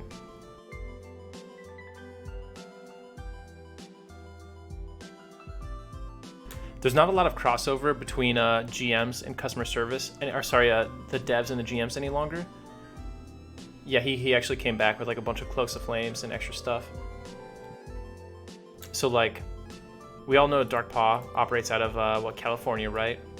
But the customer service lineup is all in Texas. And like when you interact with someone, let's say GM Wobot, Wobot is now like a shared account. There's like any number of people could be piloting Wobot. I don't even know if like the really reviled GMs like Remdag are one person anymore.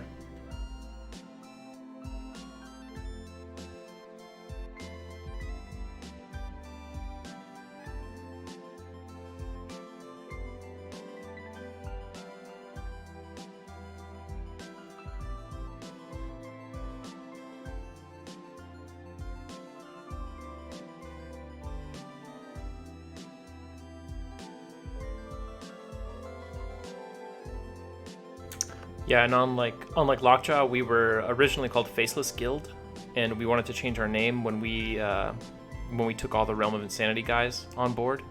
So we changed it to Faceless Insanity, and originally they were saying, hey, you're gonna have to just remake the guild, make another one, and move everyone over. But we were able to get Hludwolf. I'm probably pronouncing that wrong. It's Hudwolf, but with an L after the H. And he straight up hooked us up, just changed the guild name on the spot while we were raiding Plane of Sky one night.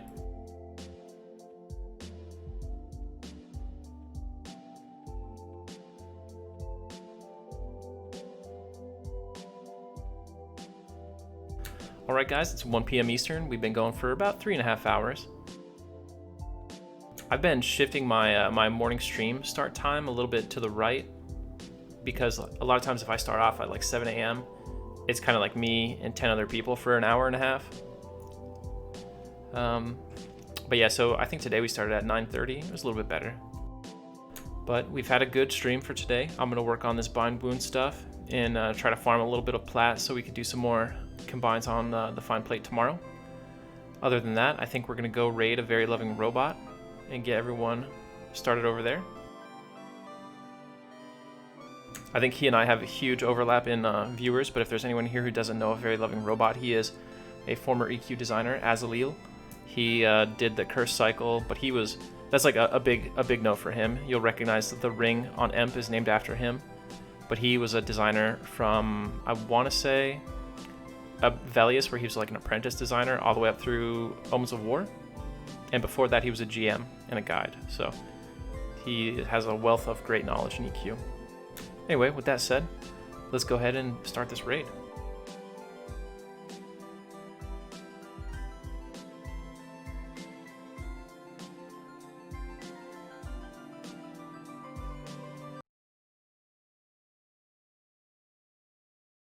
All right, here we go.